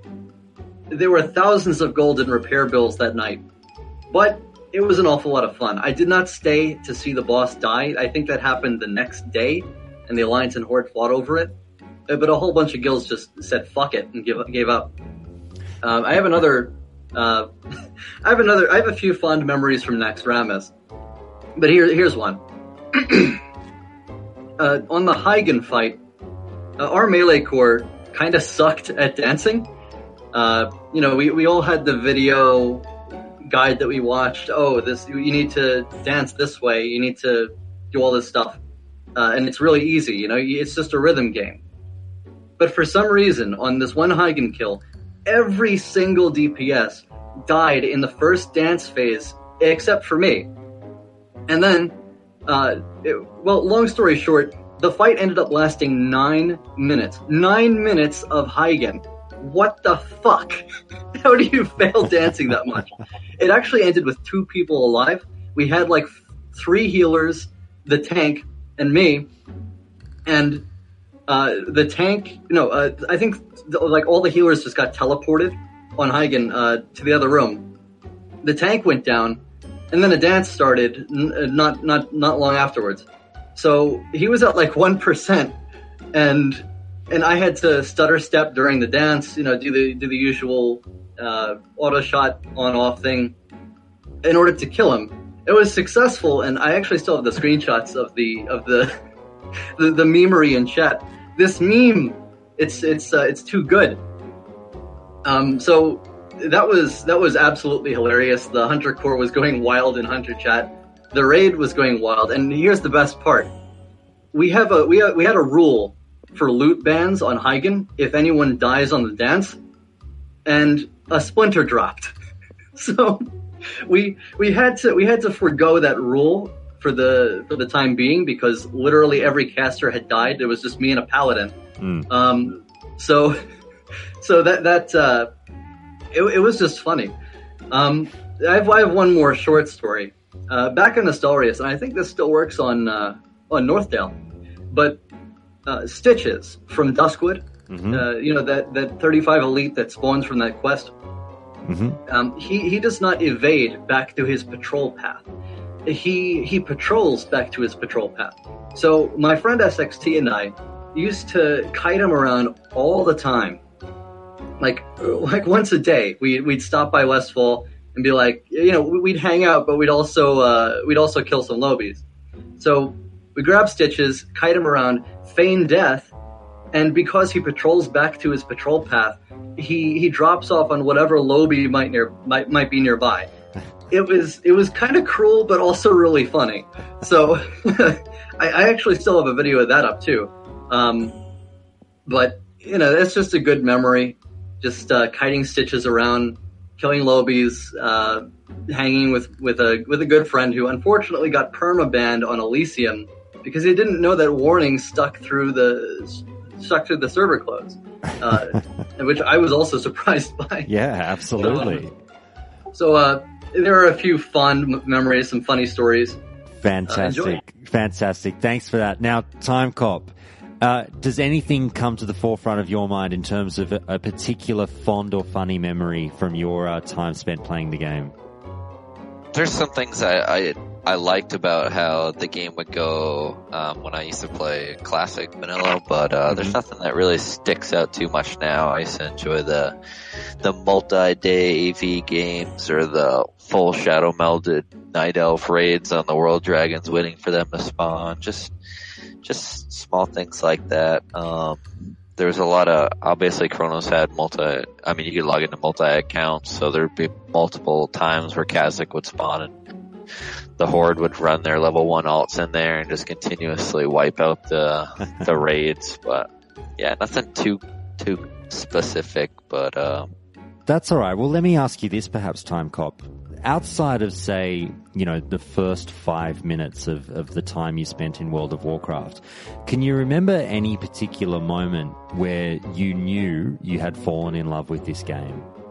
Well, I actually started, my cousin got me started. He started as an orc shaman and I think Wildhammer, and he would be running through Ashenvale in his suite Ghost Wolf mount, just loving the game, and I would sit right behind him, just watching, loving every second of it. And then I finally picked the game up myself and rolled Paladin on the opposite side. So him and I would duke it out every once in a while, right outside Orgrimmar. Me as a Ret Pally, even though I now do not like Ret Pallies. I would never recommend a Ret Pally in raid, but I used to actually play one in raids back in the day.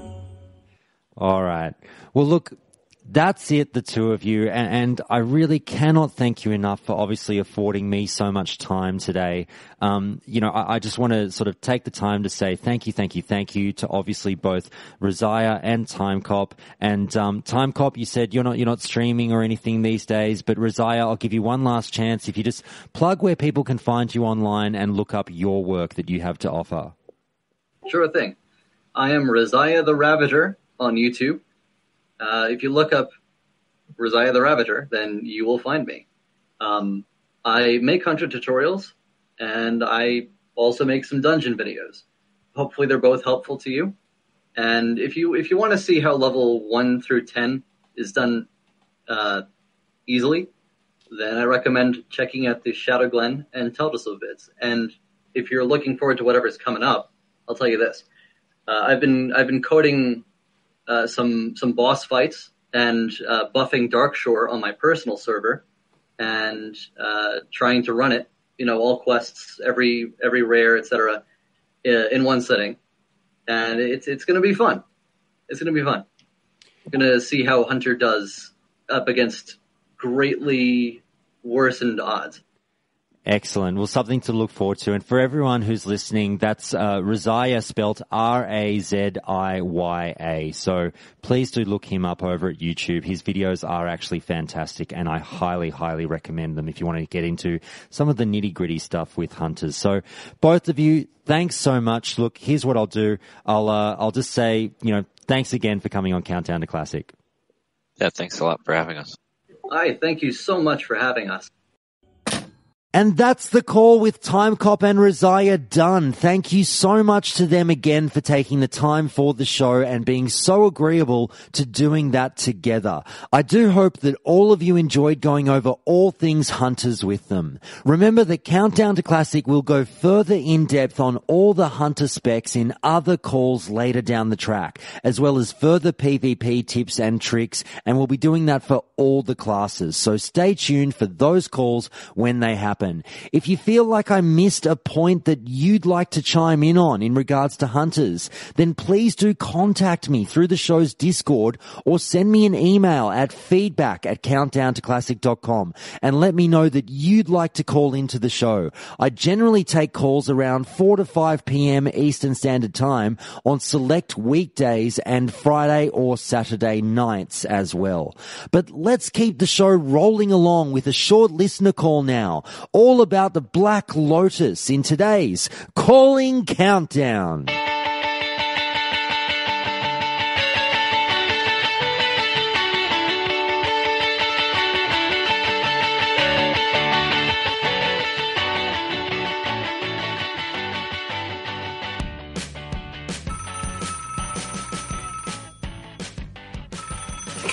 Okay, we've got another caller on the line now, and who are we speaking with, and where in the world are you calling from? Hey, what's up? My name is currently on the vanilla private server. I'm playing on Tiny Pliny, but that's only because someone had stolen the name Pliny. Never leveled them, but it's all good. I'm currently in Arizona, but I'm a bit of a nomad. I like to roam around. All right. Well, thanks so much for calling into the show. And you approached me recently with a couple of things that we wanted to talk about. And obviously, by the time people will have heard this particular call, they will have already heard you talk about everything and anything Scarab Lords. And what we're going to touch on now, however, is another topic that you brought up, and you said the two are actually relatively intertwined, and that is something that we haven't touched on the show. And even though I see this come up all the time on the forums, I know absolutely fuck all about it. Talk to us about farming Black Lotuses. All right. So the only reason they actually are intertwined is because it's something that's relatively monetary, worth something of value in the game, and I was able to actually inherit about 8 different level 60s that were all Blackwing layer geared, and was able to keep one at each spawn zone on the server I was playing on at the time, which was Emerald Dream, which was a Phoenix realm. So I had leveled 2 60s myself that were full Blackwing layer geared, a mage and a shaman. And then with the help of some friends who had quit the game, had about 10 level 300 herbalism characters that helped me achieve the goal that I set out for. All right. Well, I mean, a couple of interesting points you've raised already there. I guess what I should do, if I'm really being efficient here, is we should dial it back a little bit and sort of not just presume that everyone knows what the Black Lotus is, just sort of at a very rudimentary level. If you could just explain to people, what is Black Lotus? What's it used in? Why is it such a big deal? What's the deal? All right. So if you start off, it's the highest tier herb that you can gain from herbalism. You can't pick it until you're, I do believe, 300, at the very least 290 or 295. They're extremely rare in the world, and on the server that I was playing on, extremely bugged, so they were even harder to achieve. They're necessary in making some of the most useful consumables in the game, which are flasks, which definitely help you gain an advantage in both PvE and PvP scenarios. All right, and what can these... Well, now, my understanding of the Black Lotus in terms of rarity is it went through a change, didn't it, in terms of the BOE, BOP thing. What can you tell people about that? So I believe that change was made in 1.4, 1.5. The server that I was playing on, it wasn't a progressive release. So the one that I'm currently playing on, Northdale, it is a progressive release, so they are BOP currently. So you have to be both an herbalist and an alchemist with that pattern recipe trained, and that way you can pick them and then make them, which makes it even harder to achieve. But it does get a nerf later in the game. I don't know the specific patch, but then you can just be an herbalist and trade it with an alchemist later in the game. Right. So again, silly question. They turn up on the auction house or not? Oh, most definitely. Once they become BOE. Yeah, that's what I thought. Yeah, and it's something that I really ran the market on for a while on the server of Emerald Dream. I sort of pigeonholed the entire market for a time, which forced the devs to take matters into their own hands. Oh, how so? Oh, there's something that happened that I like to call the free flask giveaway, and it was during one of their Christmas events where I had jacked the price up of flasks so high that the average person couldn't quite afford it for their required rating schedule, and the devs decided that they wanted to make them a little bit more achievable, so started giving them out for free during one of their custom events. Okay. Now, I guess it might be this is actually an almost impossible question to answer. Well, no, not so much, but private server differences, vanilla day differences, I guess we can do both. Do you know roughly what price one could expect to pay for a Black Lotus in the vanilla days and also on a private server now? Ooh, vanilla days, no. You'll have to excuse me. I came into the game pretty late at the patch 1.7 and was a bit of a noob back in vanilla days. So I rated very casually. I was definitely what you call a filthy casual. But once the private servers started dropping, they ranged anywhere from 50 gold upwards of sometimes I was charging 100 gold for one Black Lotus. Alrighty.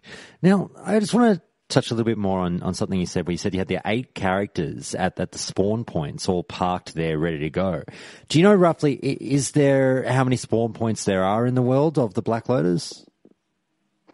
Well, the way that it worked on Emerald Dream, which is where I had the most experience, and granted, this was a bugged server, so my knowledge is very inherent to that server, and I don't quite know the way that it should operate, but the way that it did operate was there were 10 spawn points, all in the Eastern Kingdoms. There were supposed to be some Kalimdor locations, which I heard rumors that they were occasionally fixed, but I didn't invest my time over there. So in the Eastern Kingdoms, I had my characters split up between the Eastern Plaguelands and the Burning Steppes. And I had 10 characters, one at each location, ready to pick that Black Lotus every hour that it spawned. Now, here's something that I never seem to see people asking about, but just that comes to my mind as we have this conversation. What would you think of Blizzard potentially, and I'm not saying this is going to happen, I don't think it will happen, but what would you think of Blizzard potentially going into Classic and going, you know what we should do? Let's make Black Lotus a random spawn around the world. What would you think about something like that to stop the kind of camping of nodes? I'm very apprehensive about changing anything from vanilla because there's a reason why there's so much of a demand for it. I've definitely listened to your podcast on no changes versus changes, and I'm more in the no changes boat. But I don't know. I think it would be interesting if Blizzard released a no change server as well as a change server just to see how they both would operate differently. But, you know, that's a very good question because knowing where the spawn points are is very fun for instigating PvP at those said spots. But then again, a randomness could help alleviate some of the issues that I sort of caused on my server.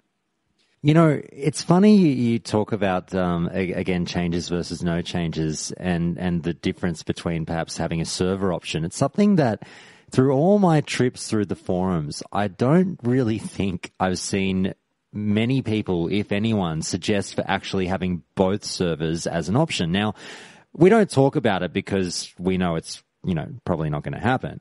But in the hypothetical world where it did happen, I'm just having a giggle to myself because I'm like, could you imagine if they did changes servers and no changes servers and then had cross-realm battlegrounds where the changes people play the no changes people? It'd definitely be interesting. I think Blizzard has enough on their plate at the moment, whereas adding in an additional level of complexity, to creating these said servers, it would probably delay the release even further. But hey, you know, a guy can dream. Absolutely. Now, just to tie off on the Black Lotus, what would you hope? And again, I appreciate that you said you're a no changes kind of person. However, I don't think this is necessarily breaches the no changes policy. With the Black Lotus, how would you feel if that started out in Classic as a BOE? Personally, I wouldn't be opposed to that. I know it is a change, but to me, it was a very insignificant one. Hardcore no change people would probably want to shoot me right now for saying that, but to me, it seems like such an insignificant change that I don't really give a shit, to be honest with you. Yeah, well, I think the ethos generally is amongst the no changes camp that if it happened during vanilla, then it's not a change. So at one point during vanilla, it did obviously become a BOE. So some people might be fine with it from the get-go being BOE. Who knows? But it's a really interesting item that I find, you know, and one of the more talked about items, I think, on the forums, and people obviously realize its value. And I think, you know, you probably agree with me, there might be some pretty fierce fights or PvP play over those nodes. Would that be right? Oh, most definitely. During the really active days of Emerald Dream, you would have entire guilds setting up shop in a specific zone and fighting it out for certain nodes because since they were bugged, they were that much rarer, and it gave you such a competitive advantage, especially in raiding. It wasn't until there became more of a plethora of them that you started seeing them being used in PvP. But yeah, it most definitely instigated some quality fights that I took part in and regularly enjoyed. I think it's really strange, and tell me if you agree with me, that obviously the Devil Saw Mafia became a thing during private server play over the last few years. Yet we've never heard anything about the Black Lotus Mafia, which I think is a far cooler name. Why didn't that become a thing? I don't know. Fears of being called a racist? I don't know. I think you bring up a very, very valid point there about the Devil Saw Mafia. It's very interesting, the politics behind it, and I've only dove in skin deep to it. I know a few people that are much, much more involved in it, and it is very interesting. I think a study on psychology of the entire thing would be something that I would read. Oh, I couldn't agree with you more. So did you just mention that you know a few people that got heavily involved with it? Oh, most definitely. I don't know him personally, or I haven't known him for a very long time, but on the server of Northdale, it's been pretty interesting seeing what's been going on just in front of the scenes. I don't know what's going on behind the scenes. Well, I'll be doing an in-depth talk about it soon on the show, I hope. But I'm just trying to wrangle up the people who let me know that they'd be keen to talk about it. So hopefully on a future episode of Countdown, we'll get into the psyche of the members of the Devil Saw Mafia for sure. But anyway, thanks so much for calling in. I'm glad we did finally touch on the topic of Black Lotuses, at least, just at a relatively general level, and just prepping people for what they might come to expect in Classic. But thanks so much for calling in again, and we hope to hear from you again soon. Hey, my pleasure. Thanks for doing everything you've done. And that's about it for the day, everyone. And thanks again to Pliny for that great call. Now stay tuned to Countdown to Classic later in the week for a return to the forums and also a very special couple of listener calls all about re-establishing lost connections. However, just before I let you go, I just want to shout out to the members of the Countdown Council. So shout out to Flozy B, Palfurus, Permadrunk, Rarebit, Romani, The Anton, Wilson Ma, and Velarco. Thank you so much for your phenomenal support of the show. Countdown to Classic would not be the same without your support, I can assure you of that. And also a big thank you to supporters Bossman764, Hurlbert, Good Kisser, Myrtlebanks, Purgatos81, and Zudamos as always. Now I started streaming a lot more as well, people, so please do follow, subscribe, and tune in to twitch.tv/Countdown to Classic, and you can catch me around 4 p.m. Eastern Standard Time on select weekdays. I look forward to chatting with more and more of you there, but for now, signing off from Down Under, have a great Monday, everyone.